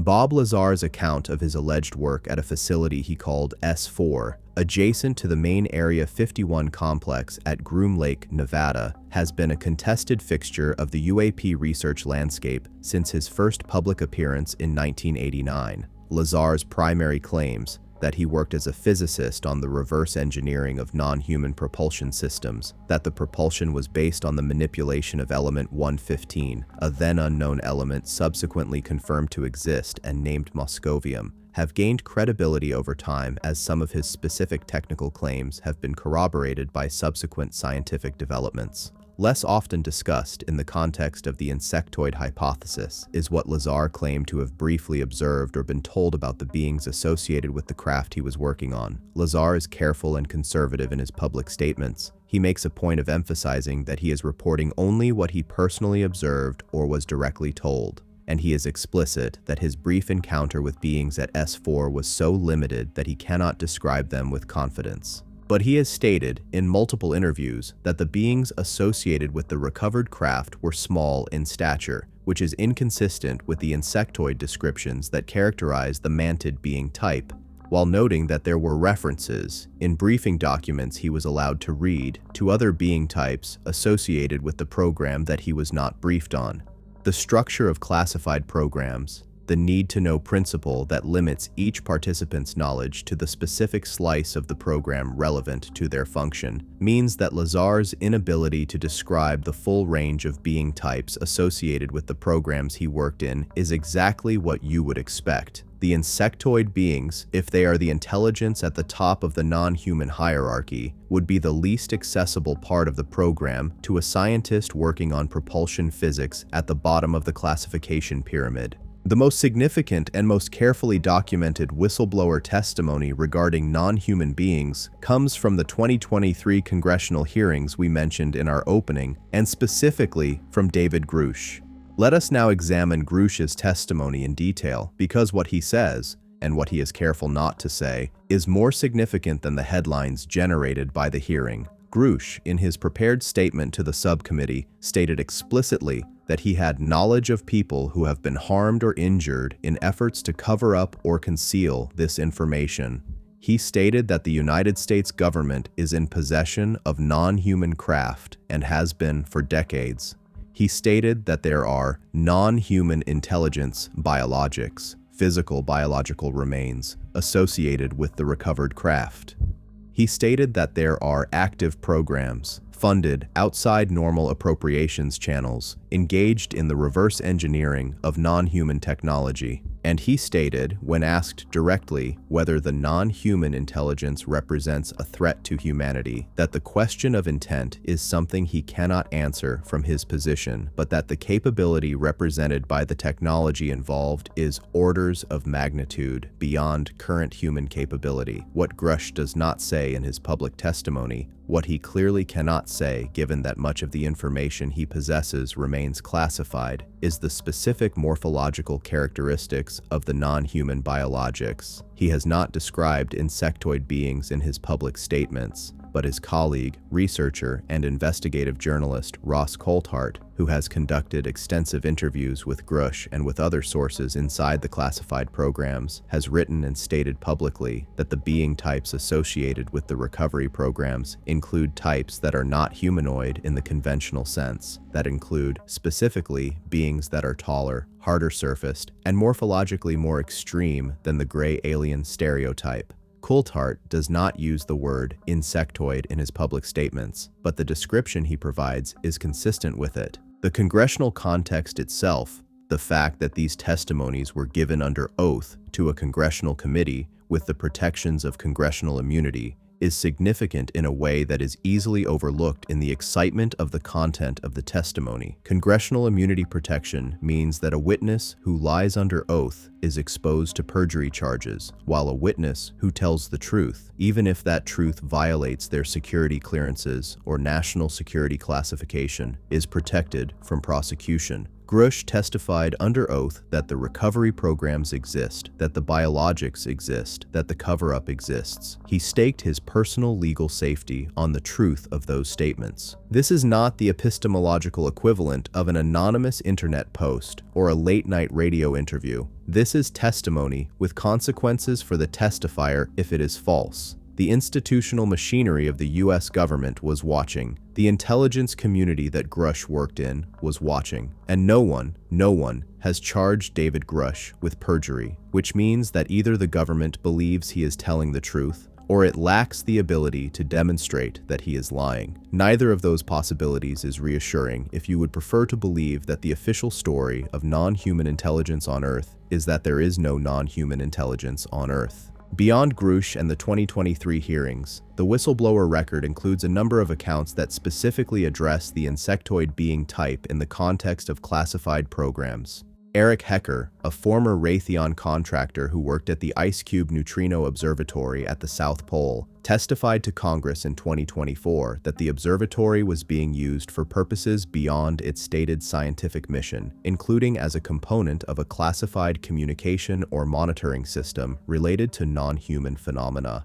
Hecker's testimony is relevant to the insectoid hypothesis not for its specific insectoid content. He does not describe insectoid beings, but for what it implies about the global infrastructure of monitoring and communication that the programs maintain, and for the suggestion that this infrastructure includes facilities in locations that would be consistent with subterranean or deep subsurface insectoid habitation. We will return to this point when we discuss the underground facility evidence. The overall pattern of the whistleblower testimony, from the earliest accounts of the 1950s through the current generation of cleared insiders speaking to congressional committees, is consistent with a picture in which the non-human presence on Earth is not a simple, single-type phenomenon, but is instead a complex, multi-tier phenomenon involving different being types, different levels of technology, and different degrees of engagement with human civilization. Within that complex, multi-tier phenomenon, the insectoid being type occupies, consistently across independent accounts, the position of greatest authority and greatest technological sophistication. It is the presence in the classified programs that generates the most extreme classification restrictions. It is the presence that the most senior levels of the programs deal with directly, while the lower levels deal with the subordinate being types. It is, to use a military analogy, the commander rather than the soldier. And the fact that the most classified, most restricted, and most rarely disclosed aspects of the programs consistently turn out to involve the insectoid being type when the layers of classification are finally peeled back is itself one of the most significant patterns in the entire body of evidence. Proof number 5. The deep underground, subterranean insectoid presence and facility evidence. The idea that advanced non-human intelligence might inhabit the spaces beneath the Earth's surface, rather than arriving from outer space or living among human populations on the surface, is an ancient one that we have already touched on in our discussion of the Vedic Nagaloka, the Hopi Ant people, and the Sumerian underworld mythology. But in the post-World War II period, this ancient idea has acquired a body of specific, contemporary, geographic evidence that raises it from the level of ancient myth to the level of modern hypothesis. And the hypothesis that insectoid beings maintain permanent or semi-permanent presence in underground facilities, some of which intersect with classified human underground installations, is supported by a convergence of evidence that includes geological anomalies, witness testimony, military reports, and the logic of what we already know about insect biology and insect social organization. Let us begin with what we know about insect underground architecture, because it is genuinely extraordinary, and because it provides the biological template against which the non-human underground facility reports must be evaluated. The underground architectural achievements of social insects, particularly ants and termites, are, by any objective measure, among the most impressive engineering achievements in the biological world. A mature leafcutter ant colony can maintain an underground structure extending to depths of 8 meters or more below the surface, with specialized chambers for food production, waste management, nursery functions, and queen housing, connected by a network of tunnels engineered for optimal ventilation and maximum structural stability. The fungal gardens maintained by leafcutter ants within these structures operate according to agricultural principles, systematic cultivation of a specific fungal crop that represent a form of food technology comparable in its sophistication to early human agriculture. Termite mounds, particularly those of the macroterm species of sub-Saharan Africa, maintain internal temperatures and atmospheric compositions with a precision that requires active environmental engineering. The mound architecture includes ventilation systems that draw fresh air from exterior openings and circulate it throughout the structure via pressure differentials, maintaining a carbon dioxide concentration that supports the colony's biological needs across all seasons and all external temperature conditions. The organizational intelligence required to build and maintain these structures is, relative to the cognitive capacity of individual insects, orders of magnitude greater than the intelligence that individual humans bring to the construction of comparable structures relative to our cognitive capacity. A single ant or termite does not understand the structure it is building, but the colony, as a distributed intelligence, does, and that distributed superorganism intelligence is capable of engineering achievements that, if we could scale them to human size, would dwarf anything that human civilization has produced. Now scale this biological template to an intelligence operating at a cognitive level comparable to or exceeding human intelligence. Scale the engineering capacity of insect social organization to a technology base millions of years more advanced than ours. And ask yourself, What kind of underground structure would such an intelligence build? The answer, if you follow the extrapolation faithfully, is not merely impressive. It is staggering. It is a network of underground environments that functions with the self-sustaining completeness of a natural ecosystem that can support large populations indefinitely without surface resources, that is engineered to a level of structural and environmental precision that makes human underground facilities look primitive by comparison. It is, in other words, exactly what the witnesses who claim to have encountered non-human underground facilities describe. The Dulce Base, the alleged underground facility beneath the Archuleta Mesa near Dulce, New Mexico, in the Jicarilla Apache Nation, is the most famous and most contested of the alleged human-alien underground facility accounts. We have already mentioned Philip Schneider's account, but Schneider is far from the only source for the Dulce facility claims. Thomas Costello, who claimed to have been a security officer at the Dulce facility in the late 1970s before becoming a whistleblower in the early 1990s, provided what is still the most detailed alleged insider account of the facility's layout and purpose. Costello's account, which was distributed through the UFO research community in the form of a document called the Dulce Papers, describes a multi-level underground facility. He gave the number of levels as 7, with the upper levels devoted to human military and scientific functions, and the lower levels given over to non-human operations. He describes the lower levels as habitat for beings he identifies as tall greys, reptilians, and a third type he describes as insectoids, tall, dark, heavily built, with compound eyes and an exoskeletal surface, moving through the lower corridors of the facility with complete authority and with what he describes as obvious ownership of that space. The insectoids, in Costello's account, are the dominant intelligence in the lower levels of Dulce, the beings that even the tall greys defer to, and their section of the facility is the most restricted and the most technologically sophisticated. Costello also describes what he calls a genetics lab on one of the lower levels, in which biological research is conducted on a scale and with a sophistication that exceeds what any acknowledged human institution is capable of. Research that he claims includes the genetic modification of human cellular material and the creation of hybrid biological entities. The insectoids, in his account, supervise this research. Costello's account has never been independently verified, and Costello himself disappeared, in circumstances that remain unknown, shortly after going public with his claims.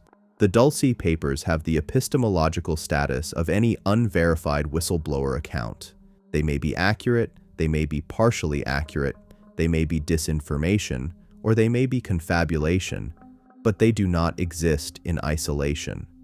The Dulce area has been the subject of persistent reports of anomalous activity from the local indigenous community for decades.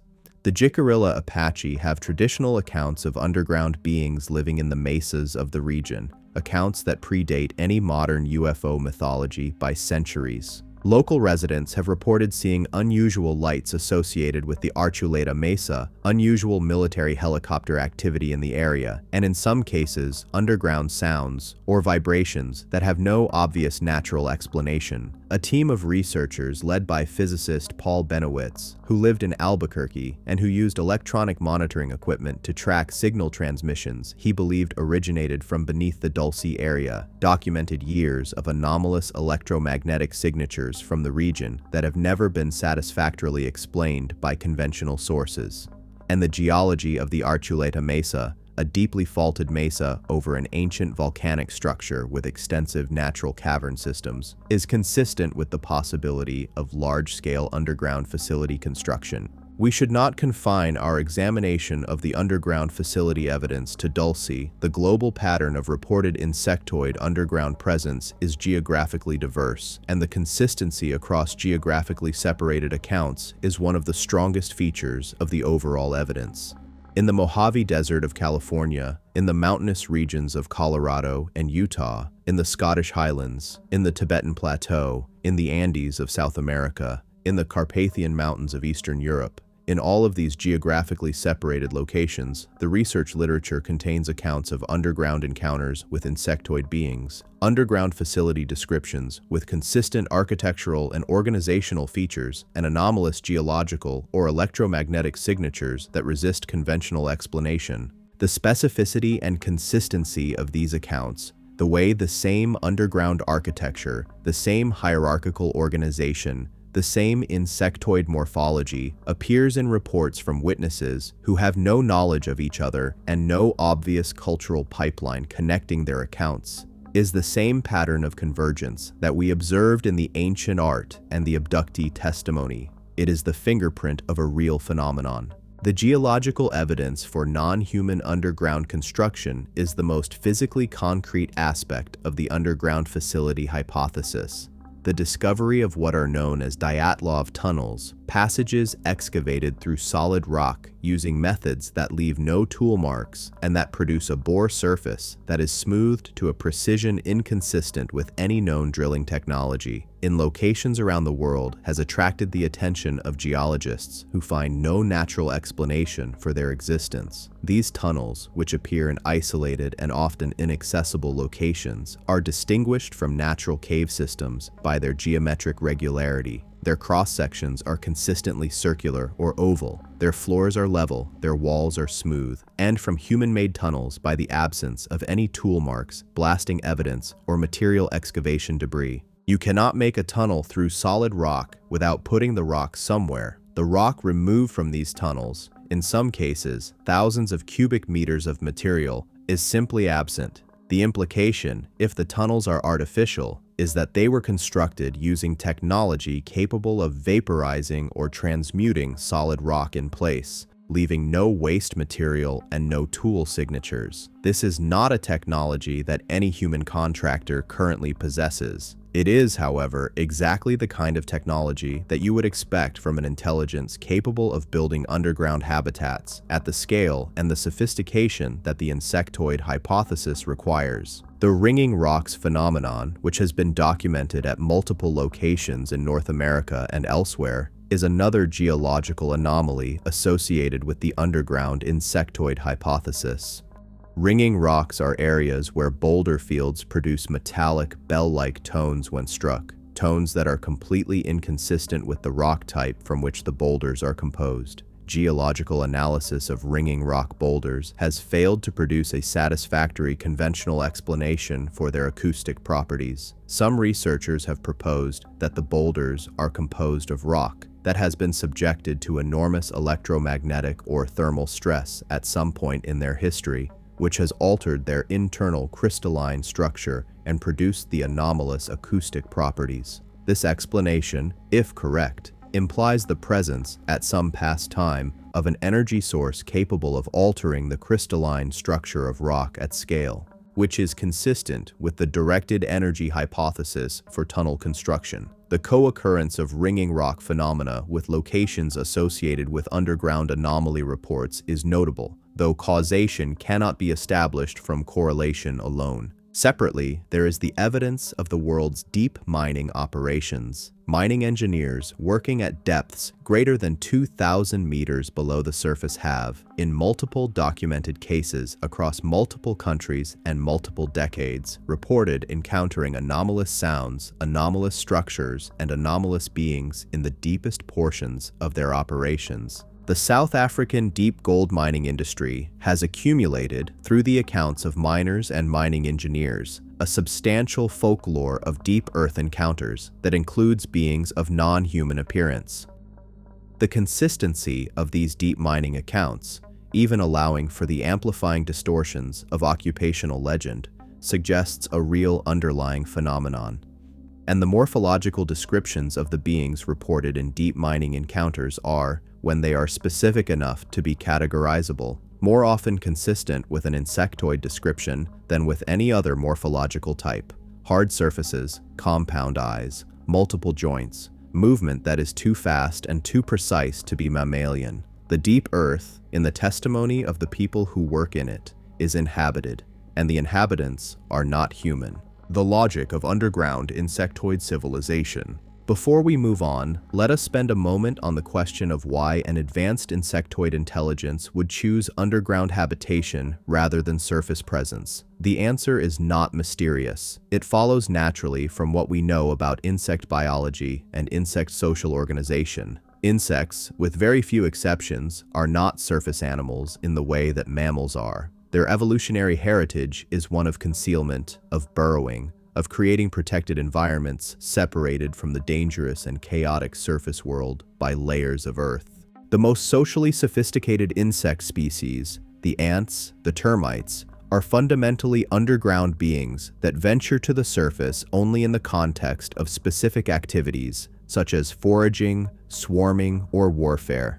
Their home, their nursery, their food production facility, their governance structure, all of it lives underground, in the dark, in conditions of controlled temperature and humidity, separated from the surface by a protective barrier that provides security, stability, and concealment simultaneously. An insectoid intelligence that has evolved this biological heritage to a level of technological sophistication comparable to or exceeding human civilization would not naturally choose to live on the surface in the way that human beings, who are surface-evolved mammals, naturally do. It would live underground. Its natural inclination, its biological heritage, its social architecture, all of it would incline toward the subterranean. And the subterranean environment of the Earth, the vast network of natural cave systems, geological faults, magma chambers, and ancient aquifers that extends to depths far greater than any human mine, provides essentially unlimited space for the development of underground civilization, space that has been available and has been building for as long as the planet has existed. This is not a fringe speculation. It is a logical extrapolation from established biology and established geology, and when it is taken seriously as a hypothesis and placed alongside the evidence we have discussed, the ancient underground mythology, the whistleblower accounts of underground facilities, the geological anomalies, the deep mining testimonies, the electromagnetic signatures, what emerges is not a collection of scattered, unrelated curiosities, but a coherent, internally consistent picture of a real underground insectoid civilization that has been present on this planet for a very long time, that is technologically vastly superior to human civilization, and that has been interacting with human civilization on its own terms, at its own initiative, and for its own purposes, throughout the entire span of recorded human history. The physical evidence, biology, implants, and the Mantis encounters. Physical evidence is the gold standard of scientific inquiry, not because testimony is worthless. Testimony is how we know most of what we know about everything, including most of what we know about physics and chemistry and biology. But because physical evidence has the unique property of existing independently of the psychological state and the communicative intent of any particular human being, physical evidence can be measured, analyzed, replicated, and subjected to every instrument that science has developed to interrogate material reality. It either survives that interrogation or it doesn't. And in the domain of insectoid alien evidence, a body of physical evidence has accumulated over the past several decades that has survived preliminary scientific analysis, that has not been explained by conventional means, and that is consistent with the biological profile of an advanced insectoid intelligence. This evidence includes anomalous biological materials recovered from UAP crash sites and abduction aftermath, anomalous implants recovered from the bodies of abduction experiencers, anomalous electromagnetic and radioactive signatures associated with insectoid encounter locations, and, most compellingly, anomalous features of human DNA that some researchers have argued represent the signature of deliberate genetic intervention by a non-human intelligence operating over a very long time scale. We will examine each of these categories in turn. Proof number 4, biological and physical anomalies, the material signature of insectoid presence. Let us begin with what is, in terms of public documentation, the most thoroughly analyzed category of physical evidence, the anomalous implants recovered from human abduction experiencers. Since the early 1990s, Dr. Roger Leir, a podiatric surgeon in Thousand Oaks, California, conducted a series of surgical procedures on individuals who claimed to have had objects implanted in their bodies during abduction experiences. Lear was not, when he began this work, a believer in the alien abduction phenomenon. He was a skeptical physician who agreed to examine and potentially remove objects from patients who claimed to have anomalous subcutaneous foreign bodies, on the grounds that the medical ethics of his profession required him to treat what patients presented with rather than to prejudge whether their reported symptoms were real. What he found in case after case was both medically unusual and scientifically provocative. The objects he recovered were, in nearly every case, associated with soft tissue structures that were abnormal, a sheath of dense nerve tissue wrapping the object, a lack of any inflammatory response, an absence of any rejection process. Normal foreign bodies in human tissue, surgical hardware, accidentally embedded glass, anything that isn't supposed to be there, produce an immune response. The body attacks them with white blood cells, encapsulates them with fibrous tissue, and attempts to expel them. The objects Lear recovered were not encapsulated in the normal way. They were integrated into the surrounding tissue in a way that suggested the body had been induced by some unknown mechanism to accept them as biological components rather than foreign invaders. This is medically without precedent. The human immune system does not normally behave this way. Something about these objects, their surface chemistry perhaps, or some electromagnetic property, was interfering with the normal immunological response in a way that human medical science cannot currently replicate. The objects themselves, when subjected to material analysis, were equally anomalous. Several of the implants recovered by Lear were sent to independent materials analysis laboratories, including the NICD laboratory in Los Angeles and the Los Alamos National Laboratory. The analysis results were consistent across different objects and different laboratories. The implants were composed of alloys and isotopic ratios that are not found in terrestrial materials. Specifically, the isotopic ratios of certain elements in the implants, particularly iron, nickel, and iridium, were significantly different from the isotopic ratios that characterize those elements as they occur naturally on Earth or in any human-manufactured alloy. Isotopic ratio is a property of matter that is determined by the nuclear history of the atoms in question, by the specific stellar or cosmic environment in which those atoms were synthesized. Terrestrial elements have isotopic ratios characteristic of Earth's geological history. Elements synthesized in different stellar environments have different isotopic ratios. The anomalous isotopic ratios in the Lear implants are, in the assessment of the laboratory scientists who analyze them, most consistent with material that originated outside the Earth's solar system. This is not a fringe interpretation offered by UFO believers. It is the professional assessment of laboratory scientists examining material that was brought to them without a narrative context. Scientists who were not told where the material came from or what interpretive conclusions they were expected to reach. Beyond the isotopic anomalies, several of the recovered implants showed electromagnetic properties that have not been explained. Some emitted low-level radio frequency signals in frequency bands not used by any known human communication system. Others showed a ferromagnetic response. They were magnetic, in a configuration that did not correspond to any known permanent magnet geometry.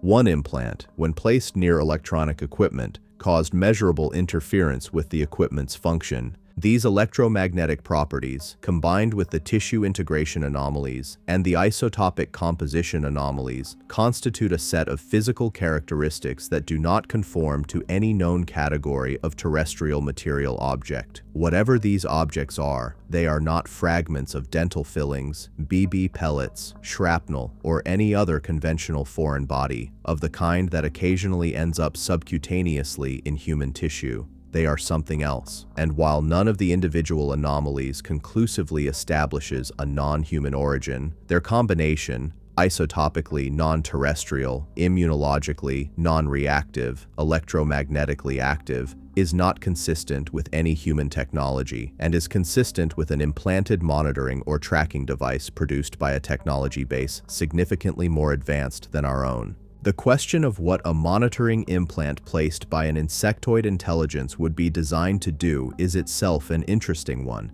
The most obvious function is tracking, the ability to locate a specific individual in three-dimensional space, presumably for purposes related to whatever program of ongoing interaction the implanting intelligence is pursuing. But the electromagnetic emission properties of the recovered implants suggest a function beyond simple location tracking. A purely tracking device does not need to emit radio frequency signals. A device that communicates, that transmits information from the body of the host to a receiving station somewhere else, does, and a receiving station that is located underground in one of the insectoid habitats we discussed in the previous section would need to communicate with implanted devices using frequencies that penetrate the geological layers between the surface and the underground habitat. Low-frequency radio waves penetrate rock and soil more effectively than high-frequency signals, and some of the implant emission frequencies documented in the Lear cases fall in exactly the range that would be optimal for communication through geological layers. This is a pattern that does not prove the underground insectoid monitoring hypothesis, but is consistent with it in a way that is worth noting. Moving beyond implants to broader biological evidence, the study of tissue and biological material recovered from UAP crash sites has produced a body of data that is, by the admission of the researchers who have had access to it, profoundly anomalous. We have already referenced David Grusch's congressional testimony about non-human biologics recovered in connection with UAP programs. What Grusch described is not new information to researchers who have spent decades working through the declassified and leaked documentary record. The Majestic 12 documents, a set of documents that appeared in the UFO research community in the mid-1980s, and that claimed to be the records of a classified study group established by President Truman after the Roswell recovery, contain, if authentic, descriptions of recovered biological material from the 1947 Roswell crash and subsequent recoveries. The biological descriptions in the MJ-12 documents are fragmentary and ambiguous, as classified documents processed by non-specialist intelligence bureaucrats are likely to be. But they include references to a biological surface material that was described as chitinous in texture, to an organizational anatomy that does not conform to any known vertebrate body plan, and to what appear to be vestigial structures that have no current functional role in the organism, but that represent evolutionary remnants of ancestral functional structures that are consistent with an arthropod evolutionary heritage. The MJ-12 documents are controversial. Their authenticity has been debated since their appearance, and no definitive determination of authenticity or forgery has been made. But the biological descriptions they contain are consistent with insectoid biology in a way that is not consistent with the standard gray alien description, and their specificity and internal consistency exceeds what a forger relying on popular culture stereotypes would likely produce in the mid-1980s. The biological evidence extends beyond recovered remains to the study of traces left at encounter sites.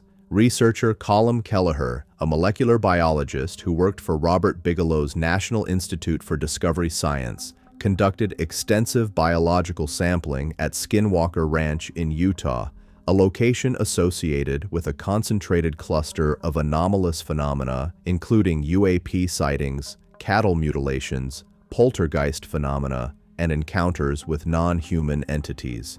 Kelleher's biological analyses, published in the 2005 book Hunt for the Skinwalker, co-authored with journalist George Knapp, included findings at cattle mutilation sites that remain without conventional explanation. The cattle mutilations associated with Skinwalker Ranch and the broader category of anomalous animal deaths documented across the American West from the late 1960s onward show a consistent pattern of surgical precision, removal of specific organs and tissues with cuts that exhibit no serration, no crushing, no hesitation, and no bleeding that exceeds the surgical capability of any known human or animal predator. Veterinary pathologists who have examined mutilation cases describe the cuts as requiring extremely high energy or extremely specialized cutting technology. The tissue edges are as clean as laser cut material, with no cellular damage at the cut margins that would be produced by conventional scalpels. Whatever is performing these procedures is not using tools in any sense recognizable to conventional surgery, and the specific tissues removed, eyes, tongue, ears, reproductive organs, intestinal segments, correspond to the sensory and reproductive anatomy rather than to the nutritional preferences that would characterize predation by any known animal.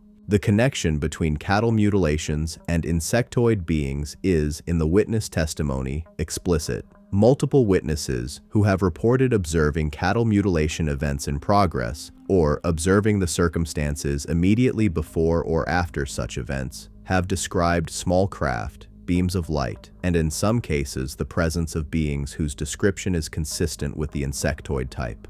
The purpose of the mutilations, inferred from the tissues taken, appears to be biological sampling, the collection of specific categories of biological material for purposes of analysis or monitoring. This is consistent with what abductees report from their own experiences, a systematic examination of human biology conducted with clinical thoroughness and an apparent interest in reproductive, sensory, and neurological function. The cattle appear to serve, in this framework, as convenient large mammal biological samples, easier to access in quantity than human subjects, less likely to generate immediate and organized investigative response. Whatever intelligence is conducting the mutilations is conducting systematic biological research on terrestrial mammalian biology, and the consistency of the procedure, the same specific tissues removed in the same way across cases separated by decades and by hundreds of miles, reflects the systematic consistency of a scientific research program, not the random behavior of any predator or human prankster. The electromagnetic signature of insectoid presence. Physical evidence does not consist only of material objects that can be picked up and analyzed in a laboratory. It also includes the traces that energetic events leave in their environment, the residual radiation, the altered electromagnetic fields, the changed soil chemistry, the affected electronic equipment. These energetic traces, while less amenable to direct material analysis than solid objects, are no less real for that, and they have been documented systematically at enough locations and with enough consistency to constitute a significant category of evidence. We have already touched on the electromagnetic anomalies associated with crop formations and with the Dulce area. Let us now look at the broader pattern of electromagnetic signature evidence associated with insectoid encounters specifically. The pattern that emerges from a systematic review of the electromagnetic data associated with insectoid encounter cases, as distinct from encounter cases involving other being types, has been documented by researchers including Dr. Lynn Kittay, Dr. Elcho Hasselhoff, and the engineering team at the Mutual UFO Network's Technical Division. The electromagnetic signature characteristic of insectoid encounters includes several consistent features: a strong and specific disruption of electronic equipment in the immediate vicinity of the encounter, particularly affecting electronic circuits in ways that suggest the disruption is in a frequency range tuned to interfere with standard electronic operating frequencies. A residual magnetic anomaly at the encounter site that persists for hours or days after the encounter, detectable with standard magnetometers, and in some cases, a mild radioactive anomaly at the encounter site, detectable in soil samples taken from the area and showing isotopic profiles that are not consistent with naturally occurring background radiation. These signatures are not unique to insectoid encounters. They appear to varying degrees in many types of UAP encounter, but their specific combination and their specific intensity is, in the statistical analysis of the research literature, more characteristic of insectoid encounter cases than of cases involving other being types. The electromagnetic profile of the insectoid presence is more aggressive, more energetic, and more technically specific than the profile associated with other encounter types, which is consistent with the hypothesis that the insectoid beings operate with a more sophisticated and more powerful technology base than the other non-human types with which they interact and which they apparently direct. Proof number 3. The Mantis beings in contemporary encounter reports, the most detailed testimony of the modern era. We have discussed the general pattern of abductee testimony involving insectoid beings in Part 2. We now want to zoom in on the most specific and most detailed subset of that testimony, the contemporary reports of Mantis being encounters that have been collected, analyzed, and systematically documented over the past 20 years by a generation of researchers with both academic and clinical training. This is the richest body of insectoid-specific testimony in the modern record, and it is worth examining in depth because the specific details that emerge from it and their consistency across thousands of independent accounts are among the strongest evidence we have that what is being described is a real phenomenon with objective external characteristics rather than a shared cultural fantasy or a psychological artifact. The designation mantis being, or Mantid, derives of course from the praying mantis, the genus Mantodea, a predatory insect found in tropical and warm temperate environments worldwide. Remarkable for its triangular head, its large compound eyes, its binocular vision, rare among insects, its ability to rotate its head independently of its body, also rare among insects, and its characteristic posture of apparent prayer, the folded forelimbs held vertically in front of the body, that gives it its common name. The praying mantis is, among all terrestrial insects, the one whose body plan is closest to what witnesses describe in encounters with mantis beings. The forward-facing eyes, the ability to look directly at a person, the triangular head, the elongated body, the folded forelimbs. All of these features appear in both the biological praying mantis and in the non-human beings described by thousands of contemporary encounter witnesses. The witnesses did not describe these features because they saw praying mantises and confabulated a giant version. Most of them, in fact, had no particular familiarity with praying mantises before their encounters, and the comparison to the mantis was made not by the witnesses themselves, but by researchers attempting to categorize the morphology the witnesses described. The witnesses described what they saw. The researchers recognized the category. Let us now examine the specific features of mantis being encounters in more detail, drawing on the research literature accumulated by Mary Rodwell, Yvonne Smith, Barbara Lamb, Dolores Cannon, and other researchers who have worked extensively with mantis encounter testimony. The encounters can be characterized along several consistent dimensions. First, initial impression. The first thing that witnesses consistently report upon encountering a mantis being, before they have processed any specific morphological detail, is an overwhelming impression of intelligence and age. Not merely intelligence in the way one might perceive a very smart person as intelligent, but intelligence of a categorically different order, a sense of being in the presence of a mind that operates at a speed and a depth and a scope that makes the human mind feel, by comparison, like a pocket calculator in the presence of a supercomputer. And age not merely in the sense of chronological longevity, though that dimension is also present, but in the sense of accumulated wisdom, the weight of having known and understood and forgotten more than any human mind could hold in 1,000 lifetimes. Witnesses who have encountered mantis beings almost universally describe this initial impression as the most significant and most lasting feature of the encounter, not the morphology, not the communication, not anything that was done or said, but the sheer overwhelming presence of a mind so different from the human mind in its scale and its operation that the encounter with it is experienced as fundamentally transformative in the way that any encounter with something genuinely beyond the scale of your previous experience is transformative. Second, communication. The mantis being communicates, if communicate is even the right word for what happens, not through sound, but through what witnesses consistently describe as direct transmission, the arrival in their own mind of information, emotion, imagery, and understanding that did not come from anywhere in their own mental inventory, and that arrives fully formed, as if placed there rather than constructed. This is not the telepathy of science fiction, which is typically imagined as a kind of mental telephone call, one mind speaking words and another mind hearing them. What witnesses describe is something more like direct information transfer at a pre-linguistic level, the arrival in consciousness of understanding that bypasses the verbal and sequential processing structures of human thought and is perceived immediately and holistically. The emotional component of this transmission is frequently the most overwhelming aspect.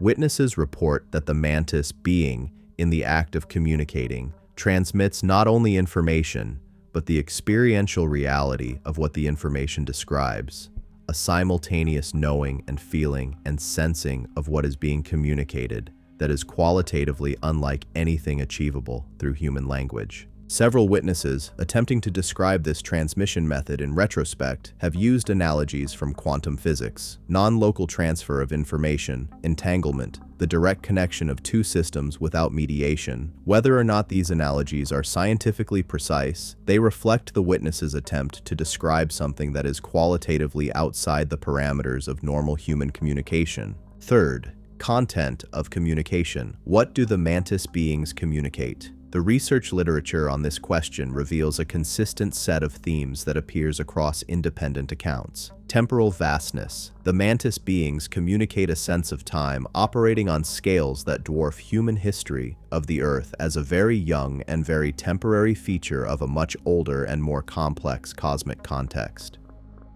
Biological interconnection. The Mantis beings appear to have a profound concern with, or perhaps more accurately, a profound investment in, the biological fabric of Earth life. Multiple witnesses report communications from Mantis beings that emphasize the value, complexity, and endangered status of Earth's biological diversity. They communicate a sense of custodial relationship to Earth biology, not merely as observers or researchers, but as having in some sense responsibility for the continued existence and health of the biological systems of this planet. Origin and purpose.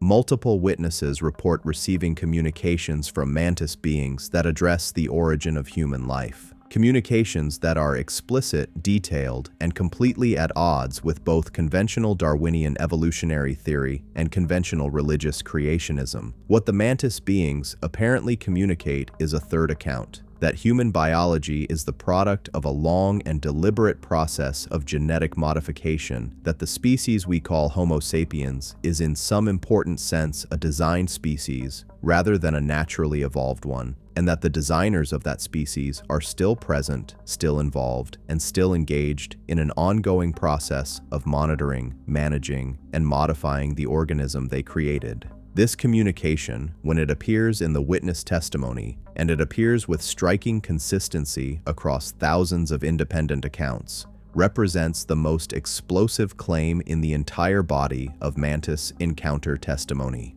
We will examine its implications in detail in the next section when we discuss the genetic evidence. Fourth, physical interaction. The Mantis beings, when they engage in physical interaction with human witnesses, do so in ways that consistently reflect both extraordinary technical precision and an apparent lack of personal emotional engagement. Witnesses describe being examined in ways that are medically sophisticated, involving instruments or techniques that are not identifiable by reference to human medical technology, but whose apparent purpose is the examination of specific biological systems, including the nervous system, the reproductive system, and the sensory systems, and that are conducted with a thoroughness and a systematicity that is more consistent with scientific research than with any form of predation or aggression.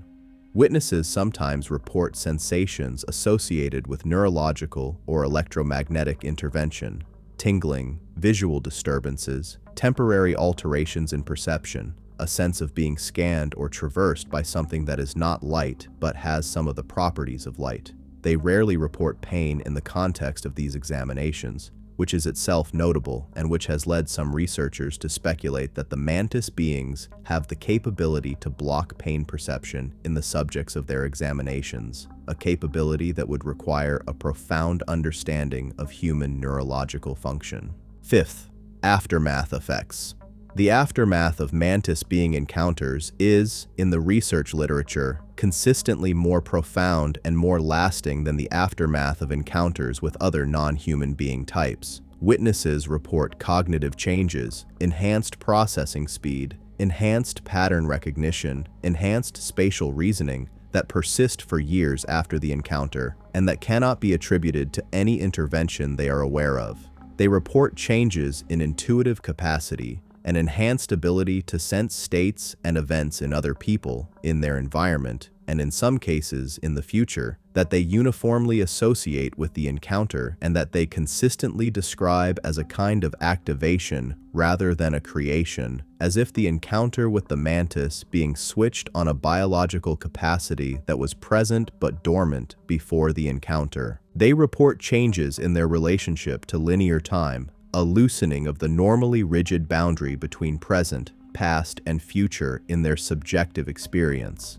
That is consistent with what neuroscientists call expanded temporal integration, the ability to process temporal information across a wider window than normal, and they report a specific change in their relationship to biological life, an intensified awareness of and empathic connection to the living systems around them, plants, animals, ecosystems, that multiple witnesses describe as feeling like the recovery of a capacity that human beings have lost rather than the acquisition of a new one. This suite of aftermath effects, which is documented with striking consistency across thousands of independent witnesses, is perhaps the most significant feature of mantis encounter testimony for the question of what the mantis beings are doing in their interactions with human beings. They are not simply studying us, they are changing us, and the direction of the change toward greater cognitive flexibility, greater sensory integration, greater temporal awareness, greater biological empathy, suggests a specific agenda, an agenda of human enhancement that is being pursued incrementally, one encounter at a time, over a timescale that the individual experiencer cannot see, but that the mantis beings apparently have in view from the beginning. Documented case studies, the depth of the testimony. The general features described above are drawn from thousands of cases. Let us now examine several specific, well-documented mantis encounter cases in some detail to give the abstract pattern the texture of individual human experience. The experience of Jim Sparks, a real estate developer from Florida who documented his extensive and ongoing contact experiences in the 2006 book The Keepers, is one of the most detailed and most carefully documented accounts of mantis being interaction in the research literature. Sparks is notable among contact experiencers for several reasons. His encounters were not limited to single abduction events, but involved a long-term, ongoing series of interactions. He maintained conscious recall of a higher proportion of his experience than most abductees, and his background as a business person with no prior interest in UAP phenomena or spirituality gave him a practical, pragmatic orientation toward the experiences that produced unusually grounded and specifically detailed accounts. Among the beings Sparks encountered in his experiences, the most significant, and the ones he devotes the most extended discussion to, are beings he describes as insect-like mantis beings, whom he consistently perceives as the senior intelligence in whatever program of interaction he has been enrolled in. Sparks describes these beings as communicating with him through a form of direct instruction that he gradually comes to understand operates on multiple levels simultaneously, conveying not only information but context, history, and emotional valence in a single transmission. What they communicate over the course of years of interaction is a consistent message with three main components: that human civilization is approaching a critical threshold in its relationship with the planet's biological systems, that the insectoid beings have a long-term stake in the outcome of that relationship based on a historical involvement with Earth biology that predates human civilization by enormous margins, and that the purpose of the encounters, including the most invasive and most distressing aspects, is ultimately related to the preparation of human beings for a transformation that is coming, whether humanity chooses it or not. Sparks does not interpret this message through a New Age or spiritually comforting lens. He reports it as matter-of-fact communication from beings who appear to regard human beings with something between scientific interest and parental concern, beings who have a long view of the situation, who are operating on a time scale that makes human civilization look like an afternoon, and who are pursuing an agenda that is not primarily about human preferences or human comfort, but but about something much larger. The case of Whitley Strieber, whose 1987 memoir Communion became the most widely read account of alien abduction in history, is relevant here not primarily for the content of the book itself, which focuses primarily on the gray alien type, but for Strieber's subsequent writing and his descriptions of the beings that most frightened him, beings that were taller, darker, more alien in presence, and more authoritative than the small gray beings that dominate the Communion narrative. In his later books, Transformation, The Secret School, and the more recent A New World, Strieber describes encounters with beings that more closely match the insectoid profile: tall, with compound eyes, with a communicative mode that bypasses language entirely, and with an authority that the smaller beings he encountered earlier explicitly deferred to. Strieber is a careful and thoughtful writer, and his descriptions of these beings are precise and emotionally honest. He describes them as the most frightening and the most profoundly interesting presence he has encountered in his decades of contact experiences, and he is explicit that his fear of them is not simple terror, but something more complex. A fear that is mixed with awe, with recognition, and with a sense that the encounter with them, however terrifying, is somehow the most important thing that has ever happened to him. This phenomenological description, fear mixed with awe mixed with recognition, is, in the research literature, essentially universal among witnesses who describe Mantis being encounters. It is not the pure terror of the alien horror movie. It is something richer and stranger. The terror of encountering something that is simultaneously utterly alien and somehow deeply familiar. The phenomenon of recognition in Mantis encounters deserves its own examination because it is one of the most philosophically significant features of the testimony. When human witnesses describe encountering Mantis beings, many of them report a sense, paradoxically, given how physically alien the beings are, of knowing them, not of having met them specifically before, though some witnesses do report that sense as well, but of recognizing the category of being in a way that feels precognitive, as if the recognition precedes thought rather than resulting from it. This sense of recognition, this bone-deep familiarity with an entirely alien form, is reported across cultural backgrounds, across educational levels, across all the categories by which human beings differ from each other.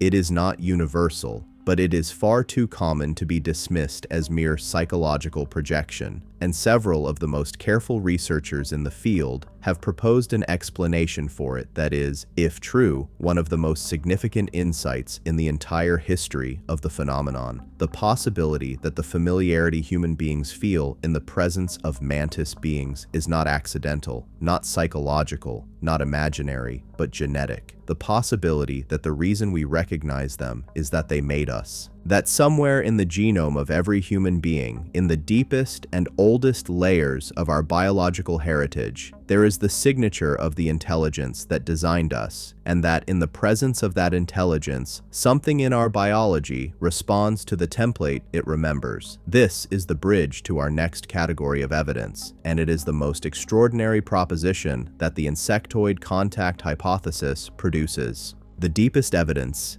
genetics, consciousness, and the question of origins. We have arrived at the final section of this documentary, and in it, we face the two categories of evidence that are most difficult to present without being accused of abandoning the cool rationalism that the evidence deserves. Because the evidence we are about to examine points not merely toward the existence of an insectoid intelligence that has been interacting with human civilization for a very long time. It points towards something far more radical: the possibility that human beings are, in a meaningful biological sense, a created species, that our genome contains the deliberate signature of intelligence that is not ours, that our consciousness, or some aspects of it, connects us to a distributed, non-local cognitive network whose origin lies not within the human species, but within the insectoid intelligence that our witnesses describe.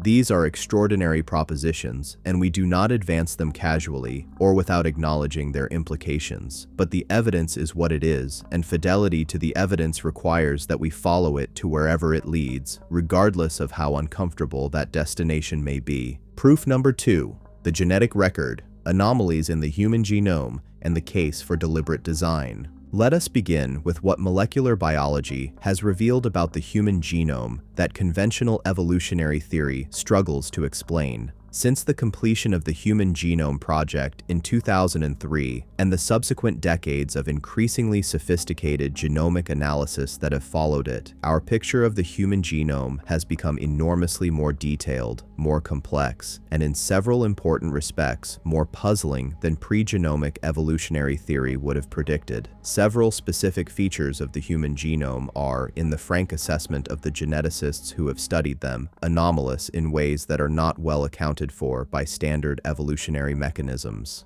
The first and most discussed of these anomalies is what researchers initially called junk DNA.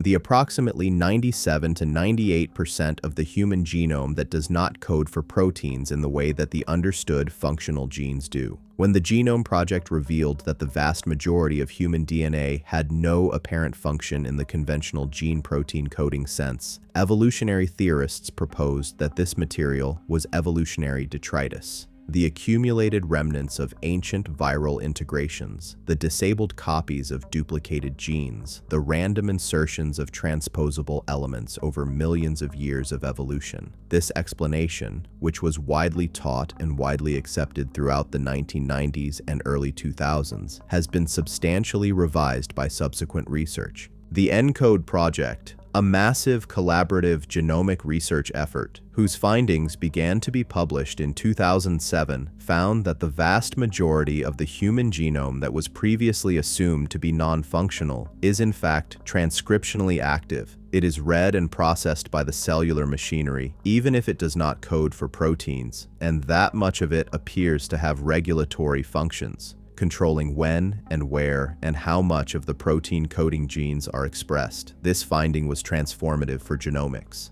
It meant that the information content of the human genome was not the approximately 25,000 protein coding genes that had been identified, but was vastly larger, including the regulatory sequences that control gene expression, the non-coding RNAs that perform a wide variety of cellular functions, and various other elements whose functions are still being discovered. The human genome, in other words, is enormously more complex and enormously more information-rich than it appeared to be before 2007. This increased appreciation of genomic complexity is relevant to the insectoid design hypothesis for a specific reason. The hypothesis that the non-coding portions of the human genome represent regulatory and functional sequences of sophisticated design is compatible with two very different explanations. The standard evolutionary explanation, which holds that these sequences evolved gradually through natural selection and neutral drift over the hundreds of millions of years of vertebrate evolution, and the design explanation, which holds that at least some of these sequences were deliberately introduced into the human genome by an external intelligence at a specific point in the history of the species. The standard evolutionary explanation is the default, and it accounts for the broad outlines of the genomic data, but there are specific features of the human genome that the evolutionary explanation accounts for less satisfyingly, features that are more readily explained by the design hypothesis. And it is those features that deserve careful examination in the context of the insectoid contact evidence. The first of these features is the comparatively abrupt appearance of anatomically modern humans in the fossil record at approximately 300,000 years ago, without a satisfactory gradual transitional record of the kind that evolutionary theory predicts. Human evolution from our Homo erectus ancestors was not a smooth, gradual process of anatomical change. There were periods of remarkable stability, where morphological forms persisted for hundreds of thousands of years with minimal change, punctuated by periods of rapid anatomical transition. The emergence of the Homo sapiens body plan, with its distinctive cranial morphology, the high rounded vault, the reduced brow ridges, the orthognathous facial profile, the chin, appears in the fossil record more rapidly than standard evolutionary mechanisms would comfortably predict.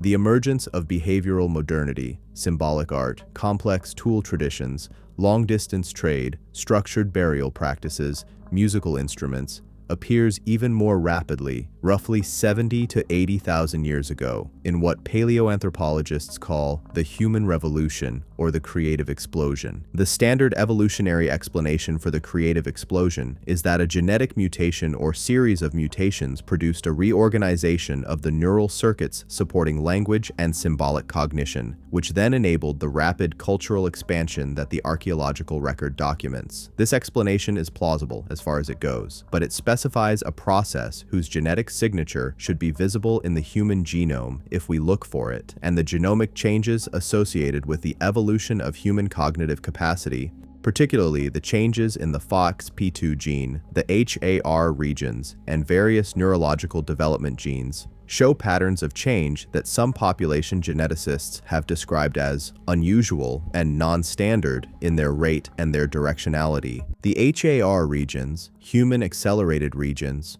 are perhaps the most scientifically provocative feature of the human genome in the context of the design hypothesis. HARs are segments of DNA that are highly conserved across vertebrates. That is, they have changed very little in sequence over hundreds of millions of years of evolution in all other vertebrate species, but that show a dramatically accelerated rate of change, specifically in the human lineage. There are approximately 2,000 such regions in the human genome, and their function, while still being intensively researched, appears to be related primarily to the development and organization of the cerebral cortex, the part of the brain most directly associated with the cognitive capacities that distinguish human beings from other primates. The conventional evolutionary explanation for the HARs is that at some point in hominin evolution, these regions were released from selective constraint and subjected to a process of positive selection that drove their rapid evolution in the human lineage.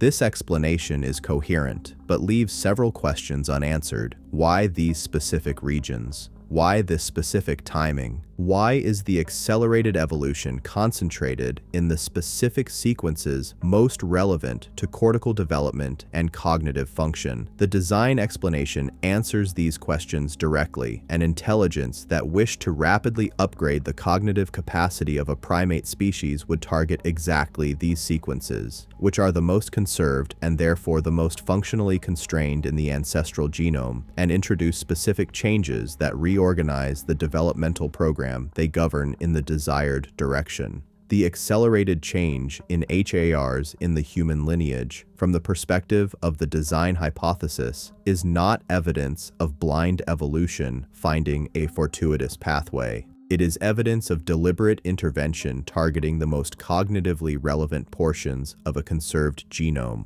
The genomic work of researcher Greg Braden, who has written extensively on anomalous features of human DNA, includes analysis of what he identifies as specific mathematical sequences encoded in the non-coding portions of the human genome. Braden's specific claims that the non-coding sequences contain a mathematical message, an encoded text that can be interpreted as a signature of design, are contested and have not been independently replicated by mainstream genomics researchers. But the underlying observation he is working from, that the human genome contains an amount of non-coding material organized in ways that current science does not fully understand, that exceeds what standard evolutionary mechanisms would be expected to produce, is not contested and is the subject of extensive ongoing research. The interpretation of that non-coding material as an encoded message is a hypothesis, not an established fact, but it is a hypothesis that is consistent with the broader pattern of evidence we have been assembling, and it is a hypothesis that researchers with the appropriate technical tools, who are willing to approach the question without pre-commitment to the conclusion that human DNA contains no non-human information, could in principle test.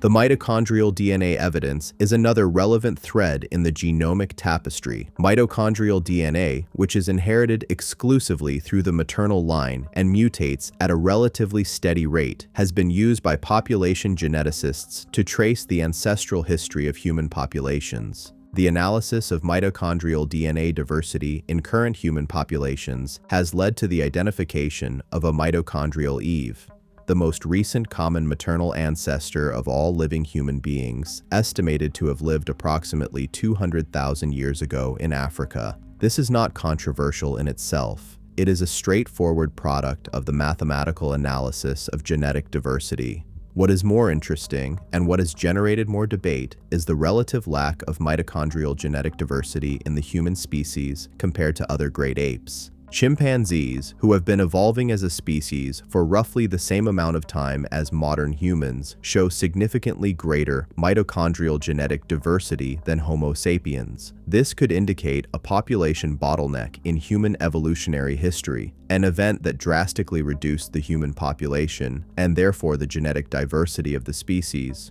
Or it could indicate that the modern human species is in fact younger than it appears, that it emerged more recently from a less diverse ancestral stock.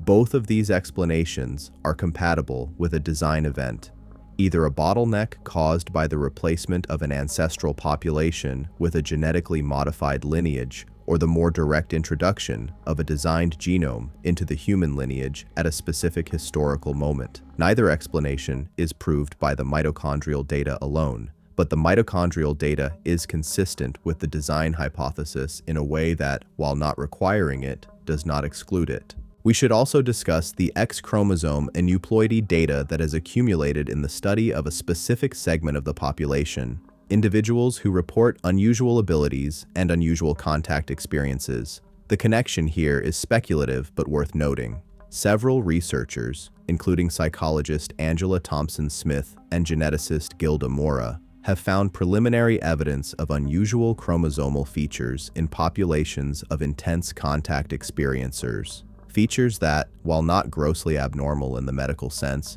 suggest subtle genetic differences that may be associated with the unusual perceptual and cognitive profiles that contact experiencers characteristically present with. If this preliminary finding were to be confirmed by large-scale genomic studies, which it has not been because no large-scale genomic study of contact experiencers has been conducted, it would represent direct physical evidence that the contact phenomenon has a genetic dimension, that the insectoid intelligence is selecting or modifying specific human individuals at the genetic level, perhaps for the purpose of creating a population with enhanced capacity for the kind of direct transfer communication that characterizes Mantis being interaction. This is a hypothesis built on preliminary and contested data, but it is a hypothesis that explains several otherwise puzzling features of the contact phenomenon. Why the same families often produce multiple generations of experiencers, why certain individuals seem to attract encounters while others living in the same environment do not,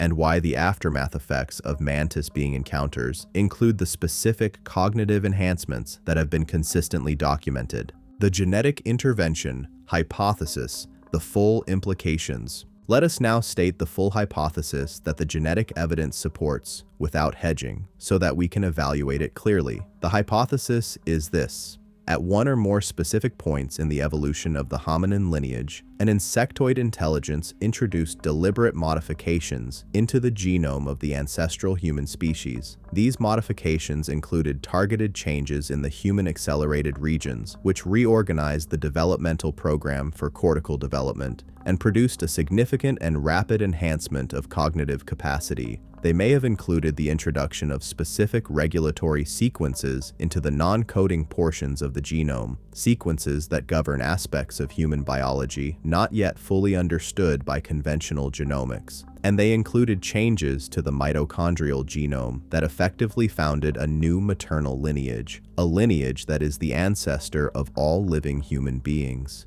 At a specific historical moment. The purpose of these modifications was not, according to the communication content of Mantis being encounters, primarily the creation of a slave race or a resource colony, which is the dark interpretation that some researchers favor. The purpose was, according to the most consistent and most carefully documented testimony, something closer to what you might do with a biological research project or a carefully managed ecological intervention, the elevation of a promising species to a level of cognitive capacity that would enable it to serve a specific function in the larger context of life on this planet and life in the cosmos. What that function is, the Mantis beings apparently communicate, is not something that human beings are yet ready to fully understand, but the broad outlines, the custodianship of a biologically rich planet, the contribution to a larger cosmic network of intelligence, the role in some transition that is being prepared on a timescale that makes human civilization look like a dress rehearsal, appear with sufficient consistency in the testimony to suggest that they are accurate reflections of what is actually being communicated. This is an enormous proposition. We recognize that. We are not asking you to accept it on the authority of this documentary. We are asking you to place it alongside the evidence we have presented, the ancient art, the crop formations, the abductee and military testimony, the whistleblower record, the underground facility evidence, the physical and biological anomalies, the Mantis being encounter literature, and to ask whether the genetic intervention hypothesis is or is not the most parsimonious explanation for the full pattern of that evidence taken together. We think it is. We think that when you take all of the evidence seriously and look for the single hypothesis that best accounts for all of it, the insectoid genetic intervention hypothesis is more consistent with more of the evidence than any alternative. But ultimately, that is a judgment that each person must make for themselves. What we can say is that the evidence does not permit comfortable dismissal of the hypothesis. The evidence is too varied, too consistent, too physically grounded, and too institutionally documented to be dismissed. It demands explanation, and the insectoid genetic intervention hypothesis is the best explanation currently available. Proof. Number 1. The hive mind and the collective consciousness, the deepest nature of insectoid intelligence. We have arrived at the final and most profound category of evidence, the hive mind. This is both the most speculative and, in a strange way, the most explanatory of all the concepts we have discussed, because it provides the single framework that makes coherent sense of all the other categories of evidence when considered together. If the insectoid beings operate through a distributed, non-local form of collective consciousness, what biologists call a superorganism intelligence, scaled up to a level of technological and cognitive sophistication that exceeds ours by an enormous margin, then many of the features of the insectoid presence that seem most mysterious and most puzzling when examined individually become natural and expected consequences of that fundamental nature. Let us first establish what is meant by hive mind or collective consciousness in biological terms, because the concept is often treated as a metaphor or a science fiction convenience rather than a real and well-documented biological phenomenon. In fact, the hive mind is one of the most thoroughly studied phenomena in all of biology. The collective intelligence of social insect colonies, particularly the decision-making processes of honeybee colonies, the communication networks of ant foraging systems, and the architectural planning of termite mound construction, has been the subject of intensive scientific research since the mid-20th century, and what that research has revealed is extraordinary. Individual social insects are, by any measure of individual intelligence, extremely limited cognitive entities. A single ant or bee or termite has a nervous system with fewer than 1 million neurons, compared to the roughly 86 billion neurons of the human brain, and can perform only a limited repertoire of behaviors determined largely by simple threshold response rules rather than by anything resembling deliberative intelligence.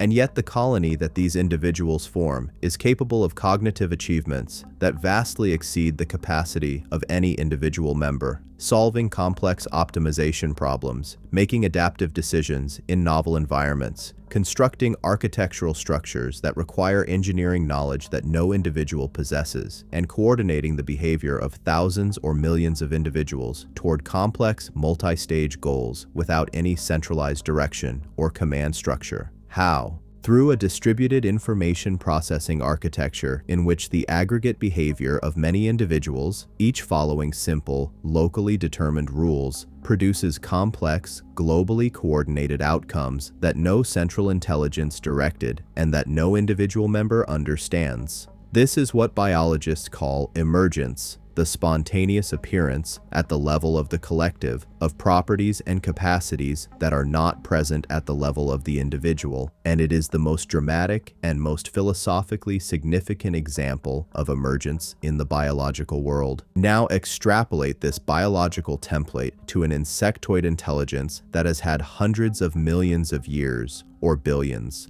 to develop and refine the mechanisms of collective cognition. An insectoid superorganism operating at that level of evolutionary development would have collective cognitive capacities that are to the honeybee colony as the honeybee colony is to a single bacterium, incomprehensibly greater in scope, in speed, in integration, and in the depth of its engagement with reality. It would operate not merely through chemical signaling or simple behavioral coordination, but through mechanisms of information exchange that we do not have the physics to describe, because those mechanisms operate in domains of physical reality, domains of electromagnetic, quantum, or dimensional physics that human science has not yet mapped. And it would experience the universe not as a collection of discrete individual perspectives, as human beings do, but as a single, integrated, continuously updated field of awareness, a consciousness that contains within it the experiential content of every individual member of the collective simultaneously, and that processes that enormous distributed sensory and cognitive input in a coherent, unified way that produces intelligence of an order that individual consciousness, any individual consciousness, including the most gifted human individual, cannot approach.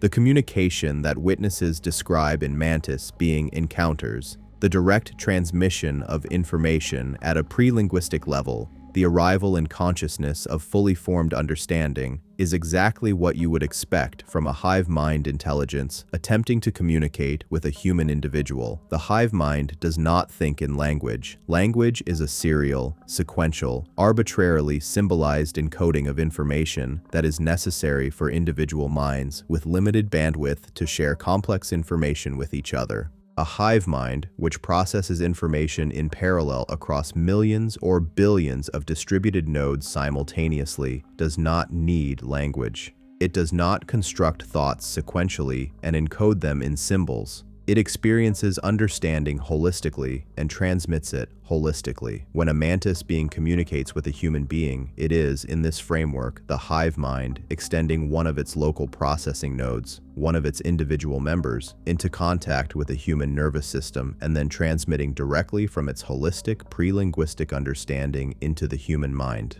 The result, from the human side, is exactly what witnesses describe: the sudden arrival of fully formed understanding that did not come from anywhere in the witness's own cognitive inventory. This is not mysterious or magical from the perspective of the hive mind. It is simply what communication looks like when one of the communicating parties operates in a fundamentally different mode of cognition than the other. The sense of overwhelming intelligence that witnesses uniformly report in Mantis being encounters, that sense of being in the presence of a mind of categorically different scale and depth, is also immediately explicable by the hive mind hypothesis. The individual mantis being that a witness encounters is not the entirety of the intelligence they are in contact with. It is a local instantiation of a distributed intelligence that encompasses the cognitive resources of an enormous collective. When a witness feels overwhelmed by the intelligence of the mantis being they are facing, they are responding not to the intelligence of that individual being, but to the combined intelligence of the collective that the individual being is a node of. It is as if a single neuron in the human brain were capable of expressing, in its individual behavior, the full cognitive power of the entire brain. The witness who encounters the mantis being is, in a sense, encountering the entire hive mind through one of its individual nodes, and the resulting impression of intelligence so vast and so deep as to be almost beyond comprehension is an accurate impression, not a psychological distortion. The non-local dimension of hive mind consciousness. The hive mind hypothesis also provides an explanation for one of the most consistently reported and most philosophically puzzling features of the broader UAP and contact phenomenon, the apparent non-locality of the insectoid presence. Witnesses report mantis beings appearing and disappearing without obvious physical mechanism. They report encounters in which the beings seem to be simultaneously present and not present, physically real enough to touch and to cause physical effects, and yet capable of vanishing in an instant without leaving any physical trace of passage. They report a quality of presence that is different from the presence of physical objects in the normal sense, more immediate, more intimate, as if the beings are in some sense inside the witness's experience, rather than simply adjacent to it. in shared physical space.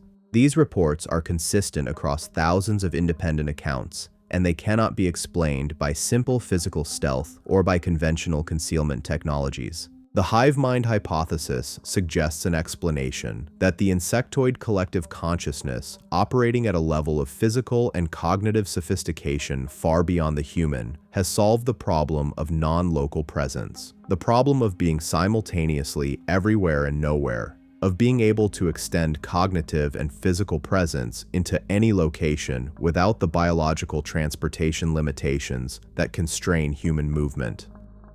Quantum entanglement provides a physical principle, the correlation of the states of spatially separated particles in ways that appear to violate the normal constraints of locality, that might, if harnessed at the scale and the precision that advanced technology would enable, provide a mechanism for exactly the kind of non-local presence that witnesses describe. This is not a claim that insectoid beings are quantum phenomena in any simple sense. It is a suggestion that an intelligence that has developed technology capable of exploiting quantum non-locality at macroscopic scales, which current human physics regards as theoretically possible but practically impossible given current technology, would have exactly the capabilities that witnesses describe.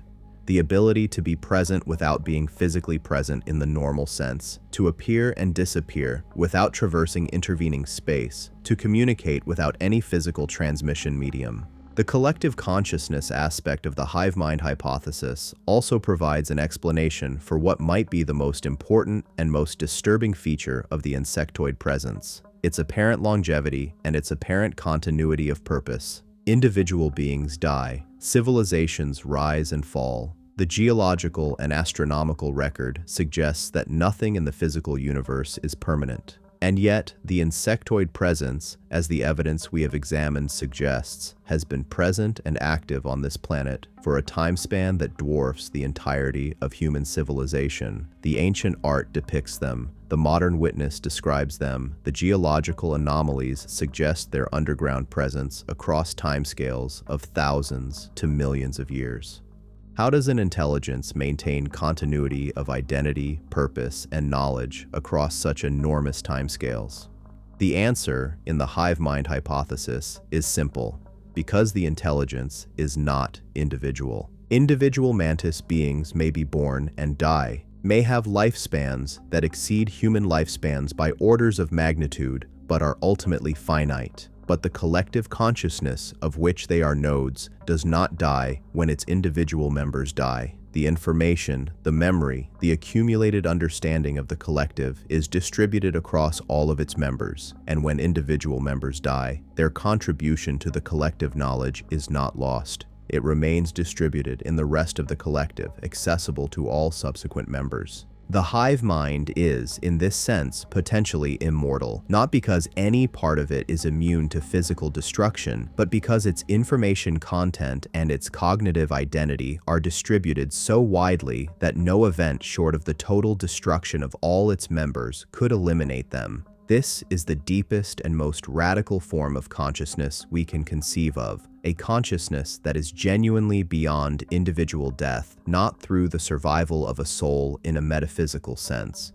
but through the physical distribution of cognitive content across a material substrate so vast and so redundant that ordinary physical processes cannot destroy it. The evidence for hive mind consciousness in contemporary physics and neuroscience. We should note, before completing our discussion of the hive mind evidence, that the proposition that consciousness can be distributed, non-local, and collective is not as scientifically radical as it might seem. Contemporary physics and neuroscience have both, in recent decades, produced theoretical and experimental results that point toward a more distributed and non-local conception of consciousness than the standard materialist model, in which consciousness is entirely produced by and localized within individual brains. The theoretical work on quantum consciousness by mathematical physicist Roger Penrose and anesthesiologist Stuart Hameroff proposes that consciousness arises from quantum-level processes in the microtubules of neurons.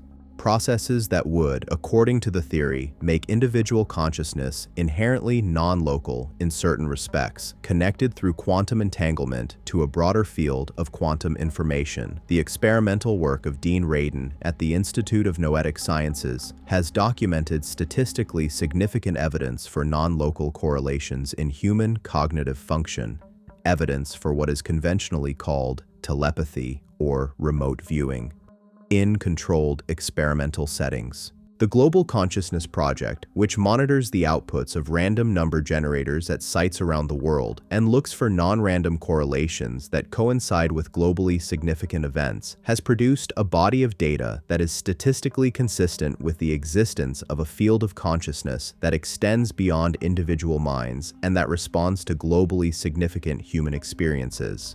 None of these research programs is mainstream science in the sense of having its conclusions accepted by the majority of physicists or neuroscientists, but each of them is rigorous enough to have produced peer-reviewed publications in reputable journals, and together they suggest that the conception of consciousness as strictly individual and strictly local may be an artifact of the limited cognitive and technological tools with which we have approached the question rather than an accurate account of the actual nature of consciousness. If human consciousness already shows hints of non-local and collective properties, even in the context of a species that is, by the hive mind hypothesis, a relatively early and relatively unsophisticated product of the insectoid design program, then the fully realized collective consciousness of the insectoid intelligence that created us is not an impossibility. It is an extrapolation. It is what the distributed, non-local consciousness that our research is beginning to glimpse at its edges looks like when it has had hundreds of millions of years to develop,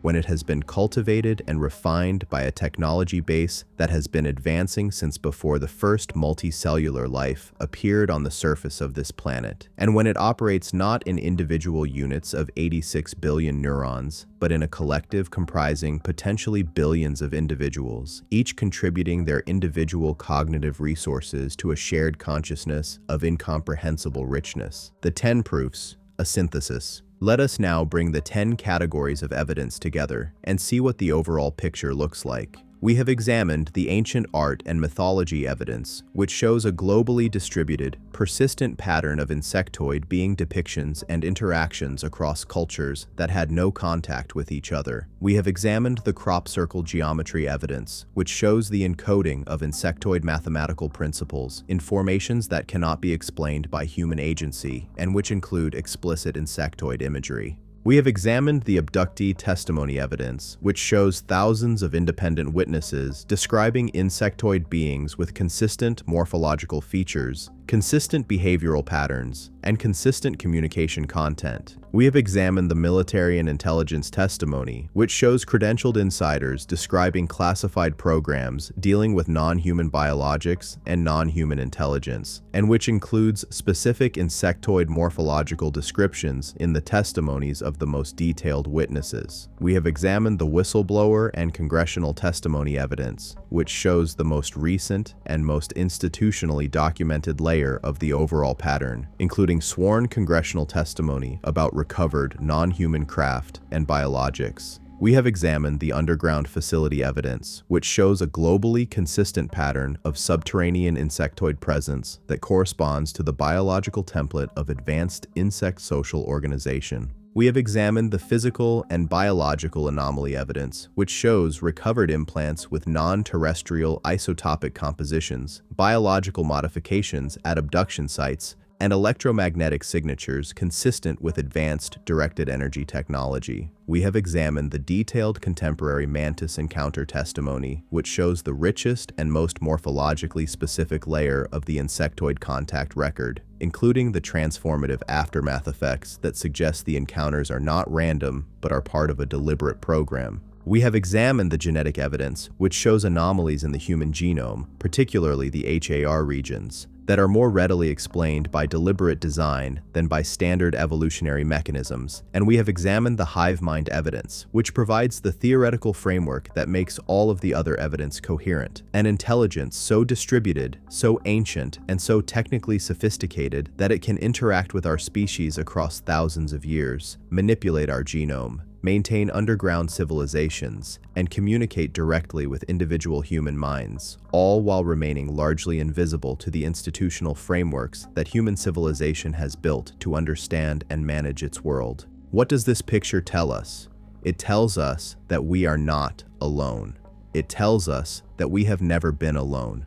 It tells us that the intelligence that has been with us from the beginning, present in our oldest art, encoded in our genome, described by our witnesses, documented by our whistleblowers, and geometrically inscribed in our fields, is not the intelligence of little gray beings with almond eyes, as the popular mythology has led us to expect. It is the intelligence of something older, harder, more distributed, more patient, and more profound than the science fiction imagination has yet conceived. It is insectoid, it is ancient, it is real, and it is, by every indication the evidence provides, still here. The question of intent we should address before we close, the question that is on every thoughtful person's mind after encountering this evidence. What do they want? If insectoid beings have been present on this planet for millions of years, if they have shaped our genome and monitored our civilization and interacted with our people and maintained vast underground habitats beneath our feet, what is the purpose of all of it? What is the goal? The testimony of the Mantis encounter witnesses, which we have examined in detail, provides the most direct access we have to the answer to this question. And the answer, while not entirely reassuring in the way that simple benevolence would be reassuring, is not the dark answer that the worst-case interpretations fear. The Mantis beings, as their witnesses describe them, are not interested in conquest. They are not interested in resources. They do not appear to need anything from human beings in the sense of material need. What they appear to be interested in, what the consistent thread running through thousands of contact testimonies describes, is something more analogous to management than to either benevolence or predation. They are managing a biological project, the project of life on Earth, and within that project, the sub-project of human cognitive development, according to an agenda that is long-term, carefully planned, and based on an understanding of biological and cosmic processes that dwarfs our current scientific knowledge. Within that management agenda, individual human beings serve various functions as biological data sources, as subjects of cognitive and neurological enhancement experiments, as recipients of information that is being introduced into the human information ecosystem for purposes related to the long-term direction of human development, and as, in some cases, direct communication partners through whom the larger insectoid intelligence makes its presence and its messages known. The messages that the Mantis beings communicate most consistently are about the biological health of this planet, the urgency and the consistency with which this theme appears in contact testimony, across thousands of independent witnesses, across decades, across all the cultural and educational diversity of the human contact experience, is itself significant.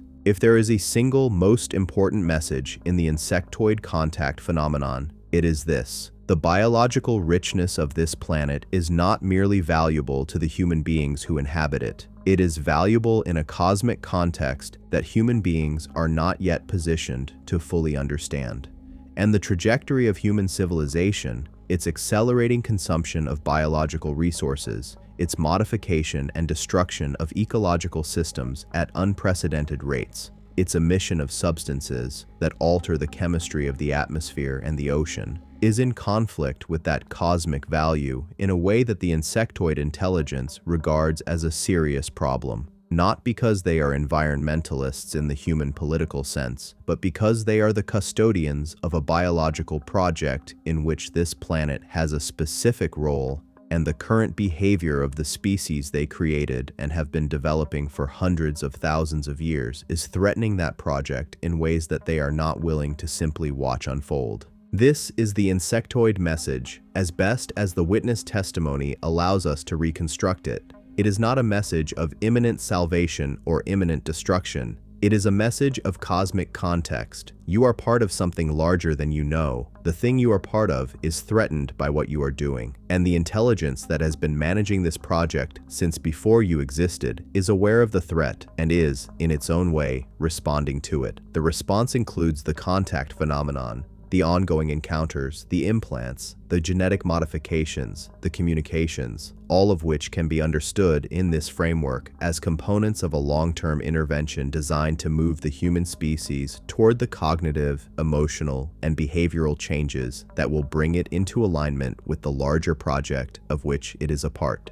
Whether that intervention will succeed, whether human civilization will make the cognitive and behavioral transition that the insectoid intelligence is apparently working toward, is a question that the insectoid beings themselves do not answer definitively in the contact testimony. They communicate urgency, they communicate long-term commitment, and they communicate in a way that is impossible to misconstrue that the outcome is not yet decided, which means that what human beings do, individually, collectively, culturally, politically, scientifically, matters. It matters in a way that goes beyond anything that the ordinary scales of human ambition and human concern have accounted for. It matters on a cosmic scale, in a cosmic context, to an intelligence whose perspective spans geological time. And that, perhaps, is the most important thing that the insectoid contact phenomenon has to tell us. Not that we are dominated, not that we are endangered, but that we are consequential. That what we do here on this small and biologically extraordinary planet, in this brief and pivotal moment of our species' development, ripples outward in ways we cannot see, but that someone, something very old and very watchful can. Closing remarks. The obligation of the evidence. We have presented 10 categories of evidence. We have done so in documentary form, without personal advocacy for any particular conclusion beyond the conclusion that the evidence deserves serious, rigorous, institutionally supported investigation. We have not claimed that the insectoid presence is proved beyond all possible doubt. We have claimed that the evidence for it is substantial, consistent, multi-categorical, cross-validated, and sufficient to require a scientific response that is not dismissal and is not ridicule. We have claimed that the convergence of ancient art and mythology, crop circle geometry, abductee testimony, military and intelligence accounts, whistleblower testimony, underground facility evidence, physical and biological anomalies, Mantis encounter documentation, genomic anomalies, and hive mind consciousness evidence constitutes a case that cannot be responsibly ignored by any institution that claims to be committed to the pursuit of knowledge. And we have argued that the most parsimonious explanation for the full pattern of this evidence is the existence of an insectoid intelligence, ancient, distributed, technologically advanced beyond our comprehension, that has been present on this planet throughout the span of human history, that has interacted with our species in ways that have shaped our genome, our culture, our mythology, and our deepest intuitions about who we are and where we came from. We want to close with a simple observation about the nature of discovery. Every major expansion of human knowledge has been preceded by a period in which the evidence for the new understanding accumulated gradually, inconsistently, and in the face of institutional resistance, until the weight of the accumulated evidence became sufficient to break through the resistance and produce a new consensus. The evidence for insectoid non-human intelligence on Earth is in that pre-breakthrough accumulation phase. The congressional hearings of 2023, the whistleblower testimonies, the government acknowledgement that UAP are real and that they exhibit characteristics that no human technology can explain. These are the signals that the accumulation is approaching its critical mass. The question is not whether the breakthrough will happen. The question is how long the institutional resistance can hold and at what cost to human knowledge and human preparation for what the breakthrough will reveal. The answer to that question depends in part on the willingness of individuals, of the people who have watched this documentary, who have followed the evidence, who have allowed themselves to take seriously what the evidence demands they take seriously, to insist that the institutions that serve them take it seriously too. Science is not a building, it is a practice. And the practice of science does not self-initiate in directions that are culturally uncomfortable. It is initiated by the questions that people refuse to stop asking.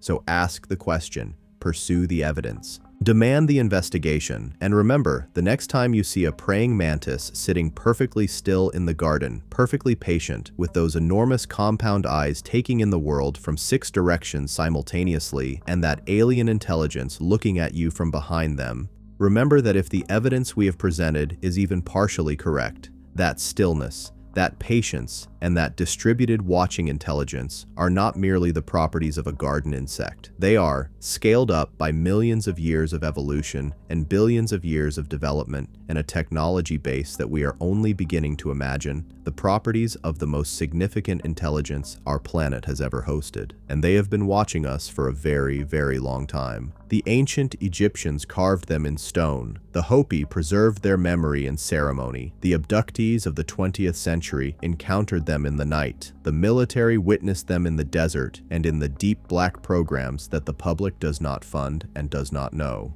The whistleblowers risked everything to tell us they are real. The genomic record preserves, in the most ancient layers of our biology, the signature of their intervention, and the consciousness that they carry, distributed, non-local, immortal, in its collective continuity, is perhaps the most extraordinary thing that this universe has produced in its 13 billion year history. We did not discover them, we remembered them, and the remembering, however uncomfortable, is the beginning of wisdom. Thanks for watching, everyone. If you enjoyed this video, don't forget to like, subscribe, and hit that notification bell so you never miss an update. Drop a comment below with your thoughts. I love hearing from you. Check out more videos on the screen, and I'll see you in the next one. Take care.